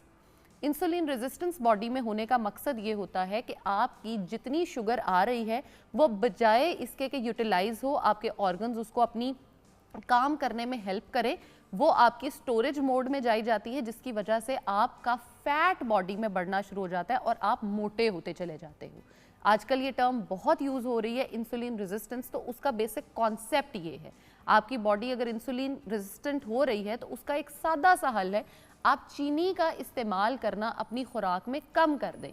अब चीनी का इस्तेमाल सिर्फ सफ़ेद चीनी नहीं है जो हम इस्तेमाल कर रहे होते हैं, चीनी किस किस फॉर्म में हम ले रहे होते हैं। जो हम डेली बेसिस पे रोटी खाते हैं उसके अंदर भी चीनी मौजूद होती है। भाई जो आप चाय में पाउडर्स डालते हैं, Exactly. उन पाउडर्स में चीनी भरी हुई है। आपने कभी नोटिस किया? नॉर्मल दूध डालें, हाँ, गाय का गवाले वाला बिल्कुल। दूध प्रॉपर हुआ हुआ, या आप पाउडर वाला दूध डालें, पाउडर वाला दूध इतना पहली मीठा बात कर है, देते हैं चाय को, आपकी चीनी की जरूरत ही नहीं पड़ती। पाउडर वाला दूध पहली बात है दूध नहीं है, वो सिर्फ टी वाइटनर है, और टी वाइटनर्स में ऑलरेडी इतनी शुगर होती है कि अगर आप उसका 1 चम्मच भरकर उस 1 कप चाय में डालते हो तो वो इतना मीठा हो जाता है कि आपकी बॉडी को वो चाय का कोई भी कॉन्सेप्ट नहीं दे रहा होता। नंबर 2, आप जो जितने भी वेजिटेबल्स खा रहे हो, फ्रूट्स खा रहे हो, वो सब के सब आपकी बॉडी में शुगर को प्रोड्यूस कर रहे हैं। ऑफ कोर्स नेचुरल शुगर है, लेकिन चीनी जा रही है, यानी आपके ऑर्गन्स को जितनी शुगर चाहिए वो उससे एब्जॉर्ब कर लेंगे और उनका काम पूरा हो जाएगा। अब अगर आप एक्सेस उसमें करते हो, जैसे हम बच्चों में देखते हैं कि हाइपर एक्टिविटी बहुत ज़्यादा बढ़ती जा रही है, वो इस वजह से है कि हमने उनको बहुत ज़्यादा चीनी का इस्तेमाल कराना शुरू कर दिया। ऑफ कोर्स बाकी फैक्टर्स भी साथ हैं, लेकिन चीनी का इस्तेमाल बहुत ज़्यादा होने की वजह से बच्चे बहुत हाइपर एक्टिव होते चले जा रहे हैं। और बड़ों में अगर हम देखें, लड़कियों में, लड़कों में जो एक्नी का जो इशू है, वो भी अगर आप सिर्फ चीनी खाना कम कर दें तो आप देखेंगे कि आप देखिए एक्नी के बहुत हद तक इश्यूज जो हैं वो रिजॉल्व हो जाएंगे। नमक की अगर बात कर लें, नमक की तो तरफ जितनी आते हैं। चीनी नुकसानदेह है, नमक उससे ज़्यादा नुकसानदेह है। कैसे? नमक इसलिए नुकसानदेह, चीनी आप मैक्सिमम किस चीज़ में यूज़ कर लेंगे? अपने डिज़र्ट्स में यूज़ कर लोगे, कोई बच्चे को दूध में डाल के दे दोगे, दैट्स इट, राइट? नमक इस्तेमाल हो रहा है, आपका कोई भी सालन पक रहा है, दिन में 3 दफा तो आप ले ही रहे हैं। एग्जैक्टली कोई भी सैलेड बन रहा है उसके ऊपर से स्प्रिंकल किया जा रहा है। अच्छा, और बाय द वे चॉकलेट्स और बहुत सी चीजों में भी नमक चीनी एडेड के है, साथ एडेड है। यस। Added caramel salt। जिसको हम मोस्टली यूज करते हैं, कैरेमल को बनाने में ही चीनी और नमक दोनों इस्तेमाल होते हैं, तो वो बैलेंस आउट होता है, अदरवाइज वो बहुत मीठा हो जाता है और उसका वो टेस्ट नहीं आता। और नमक भी बड़े मुख्तलिफ किस्म के होते हैं व्यूअर्स। अब आजकल बड़ा ट्रेंड आया हुआ है कि हिमालयन सी, वो क्या है उसका पिंक नाम? सॉल्ट। Pink salt. अब आपने चले मैं ये पहले याद है वो सोडियम वाला नमक बड़ा पॉपुलर हुआ इसी था। बात पे हम शुरू कर लेते हैं। आपका जो नॉर्मल सॉल्ट यूज होता है उसको आयोडीन ऐड करके आयोडाइज्ड किया जाता है। आयोडीन क्या है? हमारी बॉडी में एज सच जितने फूड्स हैं वो आयोडीन उनमें हम नहीं एब्जॉर्ब कर पाते, एशियन स्किन टोन नहीं कर सकती, बॉडी के मैकेनिज्म में आयोडीन वैसे नहीं जाता, इसलिए नमक में उसको डाला गया ताकि वो मैक्सिमम एब्जॉर्प्शन करा सके। अब हुआ ये कि जैसे ही पिंक सॉल्ट का कॉन्सेप्ट आया, नो डाउट पिंक सॉल्ट के अपने बहुत फ़ायदे हैं, उसमें मैग्नीशियम बहुत ज़्यादा होता है, जिंक होता है, लेकिन जो आयोडीन का कॉन्सेप्ट था जिसको हमने यूज़ करना था अपनी थायराइड के लिए, जिसको गिल्लड़ भी हम बोलते हैं, अक्सर लोगों में हम देखते हैं, आयोडीन ने उससे हमें बचाना था। आपने अपने आयोडाइज सॉल्ट को बिल्कुल बंद किया और आप पिंक सॉल्ट की तरफ चले गए। आयोडीन का सबसे पहले कम होना नुकसान शुरू हुआ। दूसरा ये कि जैसे ही आप उस सॉल्ट को बहुत ज़्यादा ओवर कुकिंग में यूज़ करते हो तो उसके बजाय फ़ायदे होने के वो सारे के सारे उसके न्यूट्रिएंट्स बंद हो जाते हैं और आप उस उल्टा नुकसान की तरफ चले जाते हो। अब कहाँ पे आयोडाइज सॉल्ट यूज़ करें और कहाँ पे पिंक सॉल्ट यूज़ करें? सबसे पहले तो अपने जितने डाइनिंग टेबल्स हैं, जितने टेबल्स हैं, उन पे नमक रखना बंद कर दें, क्योंकि जो आपने खाने पकाने में नमक डाला है उसमें और जो आप ऊपर से नमक डालोगे, उन दोनों में ज़मीन आसमान का फ़र्क होगा, उनकी वैल्यूज़ में, उनकी बॉडी पे जो इफ़ेक्ट आ रहा होगा उसमें बहुत डिफरेंस होगा। दूसरा, जैसे ही आप नमक तेज़ वाला खाना खाते हो, आपका बीपी जो है वो बहुत ज़्यादा बढ़ना शुरू हो जाता है, जिसकी वजह से बहुत सारे लोगों में कोलेस्ट्रॉल का इशू चाहे गोश्त से, चाहे ऑयल से, चाहे फैट से आ रहा है, लेकिन नमक भी एक मेजर रोल प्ले कर रहा होता है उसमें। आपकी किडनीज़ जो हैं, जैसे ही खाना, वो पहले वाला मैकेनिज्म आएगा, जैसे ही हमने खाना खाया वो सारे ऑर्गन्स के पास गया तो नमक डायरेक्टली किडनीज़ में जाएगा, और किडनी का अगर आपको प्रॉब्लम ऑलरेडी है या किडनी स्टोन्स आपको ऑलरेडी हैं, तो वो आपकी बॉडी में वाटर को होल्ड करना शुरू कर देंगे, यानी किडनी को पानी ट्रिपल टाइम्स प्रोसेस करना पड़ेगा और फिर वो बॉडी से निकलेगा, यानी किडनी अपना काम डबल ट्रिपल कर देगी और वो ओवरडू हो जाएगा। अब अगर मैदे की बात कर लें तो मैदा जो है, जितने बेकरी आइटम्स हैं, यानी पिज़्ज़ा, पास्ता, आपके कुकीज़ जितने हो गए, आपके केक्स हो गए, सब के सब में मैदा इस्तेमाल हो रहा होता है। और मैदे का सबसे बड़ा नुकसान ये है कि उसके अंदर फाइबर कंटेंट जो है वो बिल्कुल एडेड नहीं होता। आपका जो आटा है उसका जर्म पहले रिमूव हुआ, उसकी 3 लेयर्स होती हैं, तीनों को रिमूव करके जो आखिरी लेयर होती है उसको पीस के आपको दिया जाता है, तो वो आपका मैदा बन जाता है, यानी उसमें फाइबर कंटेंट बिल्कुल नहीं है।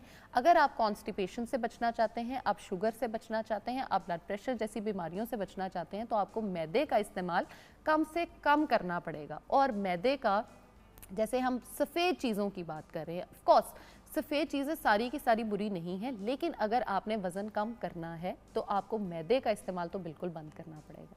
और मैदे का इस्तेमाल अगर आपने बंद करना है तो अब ऑफ कोर्स आपके माइंड में आ रहा होगा कि जी पिज़्ज़ा क्या खाऊं, पास्ता क्या खाऊं, ब्रेड क्या खाऊं। और ब्रेड तो एक ऐसा बुरा चस्का है जो हर गाँव में, शहर में, हर फ्रिज में आपको मैदा की जो है वो ब्रेड की फॉर्म में और टॉर्टिया की फॉर्म में हर फ्रिज में मिलेगा, डेली मिलेगा, चाहे वो शॉर्मा ब्रेड की फॉर्म में हो, मिलता है। उसका सिंपल सा एक सोल्यूशन ये है कि आप अपने घर पे जो आटा मौजूद है, आप उसकी ब्रेड बाहर भी मिल रही है, अगर बाहर से नहीं लेनी, आप घर पे खुद बना सकते हो। कुकीज़ जो हैं वो आप सूजी की बना सकते हो, आटे की बना सकते हो, जितनी जल्दी फ्लावर की बना सकते हो। एग्जैक्टली जितनी जल्दी आप इन चीज़ों की तरफ वापस आएंगे, उतनी ही आपकी सेहत जो है वो अच्छी भी होगी। और उसके साथ साथ आपने अपनी बॉडी को फाइबर कंटेंट अगर देना शुरू कर दिया है, तो यानी कॉन्स्टिपेशन को हम कह रहे हैं कि जी मदर ऑफ ऑल डिजीजेज है, आप मदर ऑफ ऑल डिजीजेज से अगर बच जाएंगे तो बाकी सारी ज़िंदगी आपकी सॉर्टेड है और आप सुकून से इंजॉय कर सकते हैं अपनी लाइफ को। वही चीज़ है ना कि व्यूअर्स चॉइसेस हैं आपके पास, खुराक में आप अच्छी चीज़ें भी इंतखाब कर सकते हैं। जैसे कि घर आए हैं, मीठा खाने को दिल चाह रहे हैं, एक पास से फल पड़ा हुआ है, किन्नू, मौसमियाँ वगैरह पड़े हुए हैं, सेब हैं, केले हैं, दूसरी साइड पे आपके पास पड़े हुए हैं केक, पेस्ट्रियाँ, मीठी दोनों हैं। चॉइस आपके पास है कि आप फल का इंतखाब करते हैं या बेकरी आइटम्स का। उसी तरह फलों में भी, अब आपके पास फल है और जूस है, आप क्या करते हैं, आप जूस पी लेते हैं। फल खाएं ताकि उसमें फ़ाइबर मिले। फ़ाइबर का क्यों रोना रो रहे हैं? 90% आपके मसाइल आपके गट में बनते हैं, और जब आपका पेट ही कॉन्स्टिपेटेड होगा या आपको कॉन्स्टेंटली डायरिया होगा, तो मुझे बताएं कि आपके जिस्म क्या अब्जॉर्ब करेगा और आपकी सेहत कहाँ जाएगी। ब्रेक की तरफ जाएंगे, ब्रेक के बाद ये जानेंगे कि कोई चिट्ठी चीज़ें अच्छी भी होती हैं।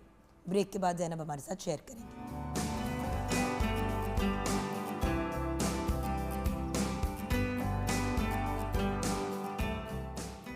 Welcome back from the break viewers. हम बात कर रहे हैं ज़ैनब कोंदल से।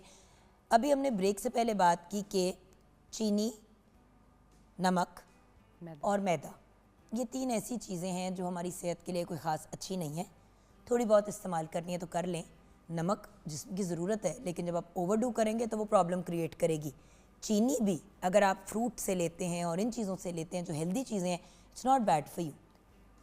रोटी अगर चोकर की बनी हुई हो, उसके अंदर चोकर एडेड हो, उसके अंदर और भी कुछ थोड़े से ग्रेन्स एडेड हो, तो वो बड़ी अच्छी चीज़ है। लेकिन अगर मैदे की रोटी खाएंगे तो नुकसान देगा। अब स्विच करते हैं गियर और जानते हैं कि क्या सफ़ेद चीज़ें कोई अच्छी भी होती हैं, बिल्कुल, जिनको हम सुपर फूड्स भी कह सकते हैं। बिल्कुल, हर सफ़ेद चीज़ जो है वो बुरी नहीं है और सफ़ेद चीज़ें अच्छी भी होती हैं, जैसे कि आप और मैं। बिल्कुल। यस, ये अच्छा कॉन्सेप्ट आपने वो किया। सफ़ेद चीज़ें जो अच्छी हैं उनमें सबसे पहले आप देखें दूध और दही जो है वो हमारे पास आता है, जो कि बेहतरीन है इस्तेमाल करने में। उसके अलावा अंडा जो है वो सफ़ेद बहुत अच्छा होता है। और अच्छा, अंडे को देख के ही कई लोग जो है ना वो बड़ा प्लीज़ हो जाते हैं, खुश हो जाते हैं कि ये हम खा सकते हैं और बड़े न्यूट्रिएंट्स जो है वो हम इससे ले सकते हैं। और उसके अलावा वाइट मीट, जिसमें हम फ़िश और चिकन की बात कर लेते हैं, वो दोनों लीन मीट, वाइट मीट में आ जाते हैं, जो कि बहुत ही अच्छे होते हैं हमारी सेहत के लिए। अच्छा, अब यस, वाइट मीट से मुझे चिढ़ है। मछली में खुशी खुशी खाती हूँ, Okay. I am happy to have fish, लेकिन वाइट मीट स्पेशली चिकन, पता नहीं क्यों चिकन का जायका ही इतना अजीब सा हो गया है अब कि लगता है कि जैसे आप कुछ फोम टाइप कोई चीज़ खा रहे हैं। बचपन वाला कुक्कड़ नहीं है अब, एंड आई एम सॉरी, बचपन का कुक्कड़ चिट्टा नहीं होता था। बचपन का कुक्कड़ जो है वो थोड़ा सा रेडिश कलर का होता था, पिंकिश कलर का होता था। अब तो एक्चुअली चिकन अगर आप ब्रेस्ट मीट लें तो वो वाइट कलर का ही होता है, Yes. हल्की सी पिंक टिंच के साथ, कुछ अजीब सा। क्योंकि उनके ब्रीड में बहुत ज़्यादा डिफरेंस आ गया। जो पहले चिकन जिसकी आप बात कर रही हैं, जिसको आजकल हम देसी मुर्गा भी बोलते हैं, उसका टोटल खुराक क्या थी? वो घरों में घूमते थे, चोकर खा रहे होते थे, जिनको एक प्रॉपर दाना डाला खाना जाता डाला था। जाता था, बिल्कुल रोटी खा रहे थे, गोश्त खा रहे होते थे, वो उसके प्रॉपर एक पला हुआ गोश्त कुक्कड़ होता को था। घर वालों से ज्यादा इज्जत मिलती थी। एग्जैक्टली क्योंकि जितना वो अच्छा खा रहा होगा, बाद में आपने ही उसको कंज्यूम करना है, वो सारे के सारे न्यूट्रिएंट्स जो हैं वो आपको मिल रहे होंगे। और आपका जो सफ़ेद मीट है, ऑफ कोर्स उसकी प्रोडक्शन में बहुत ज़्यादा डिफरेंस आ गया, लेकिन अगर हम उसको कंपेयर करें रेड मीट के साथ, तो बहुत सारे लोग ऐसे हैं जो कोलेस्ट्रॉल का शिकार हैं, बहुत ज़्यादा यूरिक एसिड का शिकार हैं, जिनमें हमें अक्सर मीट, बिल्कुल रेड मीट स्पेसिफिकली कहना पड़ता है कि मैक्सिमम मंथ में एक बार या वीक में आप एक बार ले सकते हैं, क्योंकि उनके लेवल्स जो हैं वो 10 से अबव जा रहे होते हैं। मेरे पास बहुत पेशेंट्स हैं और ऑनेस्टली 30, 25, 35, 40 या 20s में भी वो लोग हैं जिनके यूरिक एसिड के levels 8.7 which is quite very high. आप इतने high levels of uric acid पे जा रहे हो, आपके कोलेस्ट्रॉल इतना ज़्यादा बढ़ रहा है, एलडीएल बॉडी में इतना ज़्यादा है, तो आप सरवाइव कैसे करोगे? आपकी 35-40 से ऊपर एज जाना बहुत मुश्किल हो जाएगा अगर आपकी डाइटरी हैबिट्स यही रहेंगी तो। क्योंकि अगर पिछले ऑलमोस्ट 8-10 साल में या 7 साल में अगर हम देखें, जितना फास्ट फूड का रुझान इन हुआ है, उसमें और पहले में बहुत फ़र्क है। तो इसका मतलब है हमारी बॉडी को न्यूट्रिएंट्स की बहुत ज़्यादा ज़रूरत है। ठीक है। तो जिसमें दूध और दही आपका बेहतरीन ऑप्शन हो सकते हैं। और जो लोग दूध नहीं पी सकते या जिनको बॉदर करता है, वाइटनर्स की तरफ मत जाएं। आप नट मिल्क इस्तेमाल करके देख सकते हैं, आप कोकोनट का मिल्क जो है वो यूज़ कर सकते हैं, आपका बादाम का दूध बहुत अच्छा होता है, आप वो इस्तेमाल कर सकते हैं। और घर पे बनाना इंतहाई आसान है। आपने अगर आलमंड मिल्क बनाना है, 5 से 7 बादाम आप सोक कर दें, सुबह आप उठें, उनको पील करें, उनको ग्राइंडर में डालें, थोड़ा सा पानी साथ डालें, आप उसको एज इट इज़ भी कंज्यूम कर सकते हो। अगर स्टेन कर लें तो आप उसको यूज़ कर सकते हैं। आलमंड मिल्क रेडी है, कोई बहुत फैंसी चीज़ नहीं है। आप कैशू का ऐसे ही बना सकते हैं, जो आपका काजू है उसका आप ऐसे ही बना सकते हो। जरा महंगा हो जाता है सो। ऑफ कोर्स बादाम पे हम आते हैं, जो आपका ये है कोकोनट है, सफ़ेद है वो भी, और उसके बहुत फ़ायदे हैं। आपने सिंपल करना क्या, उसको भी इसी तरह पानी के साथ डालना है, आपने उसको ग्राइंड करना है। एक बार टोटल आप उसको ग्राइंड करके स्टेन कर लें, दूसरी बार उसको करें, आप उसको स्टेन करें, सिंपल यूज़ कर सकते हैं। ओट मिल्क जो है आप उसको इस्तेमाल कर सकते हैं। दूध की तो इतनी वैरायटी है, अगर आप इस्तेमाल करना शुरू करें दूध, अगर हम एनिमल की तरफ आ रहे हैं, गाय का, भैंस का है, तो उसके फ़ायदे बेतहाशा हैं। और दूध से जो डेरिवेटिव्स हैं वो आपके लिए इतने अच्छे हैं। न्यूट्रिएंट्स आपकी एक चीज़ समझने की है कि लोगों को लगता है कि स्किन अच्छी होगी जितना वो स्किन पे अप्लाई करेंगे चीज़ों को।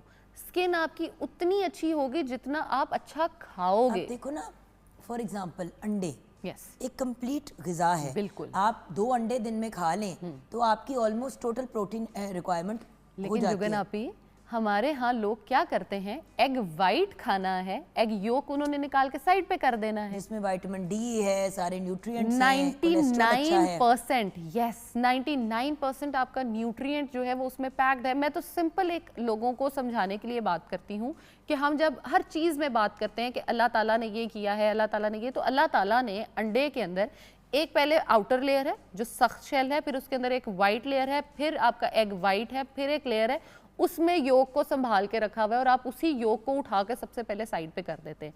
आई एम नॉट सेइंग कि अगर आप 10 अंडे दिन में खा रहे हैं, जो कि जाहिर है आपकी सेहत के लिए अच्छे नहीं है, लेकिन अगर आप उतना वर्कआउट करते हो, उतना बर्न करते हो, तो आप उसको इस्तेमाल कर सकते हो। आपने अगर दिन में 2 अंडे खाए हैं और जर्दी के साथ आप खा रहे हो, नमक ऊपर लगाने की बिल्कुल ज़रूरत नहीं है, क्योंकि उसके अंदर ऑलरेडी न्यूट्रिएंट्स मौजूद हैं।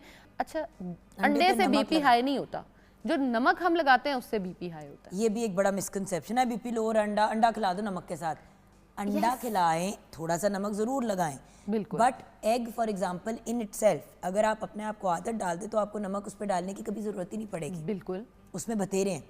अच्छा, वाइट मीट हर बंदे से नहीं खाया जाता, मुझसे नहीं खाया जाता, मेरे जैसा बंदा क्या करे। वाइट मीट से मुराद चिकन ब्रेस्ट। चिकन की पता है इतना ड्राई होता है कि जब आप खाते हैं तो हलक में अड़ता है। उसमें हम फिर अब मेरा बेटा हमजा ऑपोजिट है, वो कहता है मैंने खाना ही वाइट मीट है, मुझे पसंद ही नहीं है टांग या थाई का मीट। अब जो ब्रेस्ट मीट होता है उसको आप इस तरह से कुकिंग प्रोसेसेस को डिफरेंट कर सकते हैं कि जब आप उसकी मैरिनेशन कर रहे हो तो आप उसके अंदर कट्स लगाकर अंदर तक उसको मैरिनेट करें ताकि वो जूसी रह सके। अब कुकिंग में चिकन या तो तब ओवर ड्राई होता है जब आप उसको ओवर कुक करो या आप उसको अंडर कुक करो। जब आप उसको नॉर्मल टेम्परेचर पे ले आते हो और उस पे कुकिंग करते हो तो कभी भी चिकन मीट जो है, ब्रेस्ट जो है, वो ड्राई नहीं होता। आपने अगर उसको अंडर कुक किया तो वो बड़ा सख्त सा रेशे हो जाएंगे, और अगर आपने उसको ओवर कुक किया तो वो वाकई इतना ड्राई हो जाता है। और अक्सर हम जब किसी के हाथ का बना हुआ खाते हैं तो वो इसी तरह हो चुका होता है कि वो वाकई खाने का दिल नहीं करता। जैसे पहले आपने चिकन का वो बताई, डिस्क्रिप्शन भी दी सारी, और वाकई चिकन के वो हालात हो चुके होते हैं। लेकिन जिन लोगों को प्रोटीन रिक्वायरमेंट है, उनको प्रोटीन चाहिए और पूरे दिन में उन्होंने खाना है, लेकिन वो ब्लड प्रेशर के मरीज़ हैं, यूरिक एसिड के, कोलेस्ट्रॉल के मरीज़ हैं और वो नहीं कंज्यूम कर सकते, तो उनके लिए फ़िश और चिकन जो है वो बेस्ट ऑप्शंस में आता है, क्योंकि वो अपने प्रोटीन को पूरा कर सकते हैं, क्योंकि ये लीन मीट में आ रहा है। देखिए ना, फिश भी हो गई, अंडा भी हो गया, आपका वो भी हो गया, दूध और दही हो गया, दूध दही हो गया, इन सब में प्रोटीन है। यस। और दूध अक्सर लोग कहते हैं मुझे बाकी आती है, मेरे से नहीं पिया जाता, तो आप दूध की जगह like I said you can very easily use दही। अच्छा, दही हो गई, पनीर हो गई। उसका एक बेसिक प्रॉब्लम ये आता है कि हम दूध को गलत टाइम पे इस्तेमाल कर रहे होते हैं। दूध इस्तेमाल करने का सही वक्त और सही तरीका जो है वो हो सकता है। आपने अगर मैक्सिमम न्यूट्रिएंट्स लेने हैं तो आप दूध को सुबह में इस्तेमाल करें। आप दूध को मैक्सिमम उसका जो है इनटेक करना चाहते हो, डाइजेस्ट करना चाहते हो प्रॉपर तरीके से, तो आप उसको सुबह उठ के पियो। लेकिन अगर आपको उन लोगों में से आप हो जिनको एंजाइटी का प्रॉब्लम है, जिनको रात को नींद नहीं आती, या अक्सर लोग ऐसे हैं जिनको ये याद ही नहीं है कि वो रात को कब आराम से सुकून से सोए थे लास्ट टाइम, तो वो दूध का इस्तेमाल रात को सोने से पहले अगर करते हैं तो उनको बहुत अच्छी नींद आती है। लेकिन उसमें भी एक चीज़ को मैं क्लैरिफाई करना चाहती हूँ कि दूध इस्तेमाल करने के बाद आपने अपने दांतों को प्लीज़ ब्रश करके सोना है, क्योंकि अगर दूध के पार्टिकल्स आपके दांतों पे लगे रह जाते हैं तो आप अपने दूध का जो इनेमल, अपने इसके टूथ का इनेमल है, आप उसको डैमेज कर देते हो। आप दूध पिएं, ज़रूर पिएं, उसको आपने सिंपल एक दो चीज़ें ऐड कर लें, हल्दी वाला दूध पी लें या इलायची वाला दूध पी लें, तो वो आपके लिए बेहतरीन और power pack energy full of हो रहा है। सो अच्छी चीज़ें भी डिस्कस की, बुरी भी। कंक्लूजन में क्या कहोगी? कंक्लूजन में यही कहूँगी कि हर चीज़ अच्छी और बुरी दोनों होते हैं, उसके फ़ायदे और नुकसान दोनों होते हैं। आप उसको किस तरह से इस्तेमाल कर रहे हो और कितना इस्तेमाल कर रहे हो, ये बहुत ज़रूरी हो जाता है। आपने अपने लिए किस चीज़ को इंतखाब करना है, कितना करना है, ये आप पे डिपेंडेंट है। ऑसम। और वही वाली बात है ना कि व्यूअर्स, वही दूध जिसमें लैक्टिक एसिड है, जब आप स्किन पे लगाते हैं तो आपके लिए बहुत अच्छा होता है। वही दूध जब आप कंज्यूम करते हैं बचपन में, आपके लिए बड़ा बेनिफिशियल होता है। लेकिन जब आप उसका ओवर यूज़ करते हैं या उसके अंदर चीनी और दूसरी चीज़ें मिक्स कर देते हैं तो वो दूध भी आपके लिए नुकसानदेह बन जाता है। सो अच्छी चीज़ को, खालिस चीज़ को खालिस फॉर्म में यूज़ करें, वो एक बेहतरीन ऑप्शन है। मैं हमेशा एक ही बात कहती हूँ कि हर चीज़ को इतदाल, एक बैलेंस के साथ यूज़ किया जा सकता है। चीनी के बहुत शौकीन हैं, अव्वल तो बचपन में ही अगर बच्चों को चीनी ज़्यादा खाने की नहीं आदत डालेंगे, छोटे छोटे बच्चों के फीडर में दूध के साथ चीनी डाल देते हैं, ज़रूरत ही नहीं होती। दूध में नेचुरल शुगर होती है और वैसे भी डालने की ज़रूरत नहीं है, बच्चों का टेस्ट आपने डेवलप करना है। अच्छा, इसी तरह पराठे बना के दे रहे हैं सफ़ेद आटे के, भाई देना है पराठा बच्चे को 100 बिस्मिल्लाह दो, लेकिन चोकर का प्रॉपर चक्की के आटे का, जिसको ब्राउन आटा कहता है, उसका बना के दो। हम खुद ही अपने बच्चों की सेहत ख़राब करते हैं, उनको बुरी आदतें डालते हैं, फिर जब हम एडल्ट्स बनते हैं तो वही आदतें हम पूरी लाइफ कंटिन्यू करते हैं। अल्लाह पाक हम सबको लंबी सेहत वाली ज़िंदगी अता करे। अपना भी ख्याल रखिएगा, दूसरों का भी। Thank you Zainab. व्यूअर्स, आपका भी शुक्रिया शो देखने का। खुदा हाफ़िज़।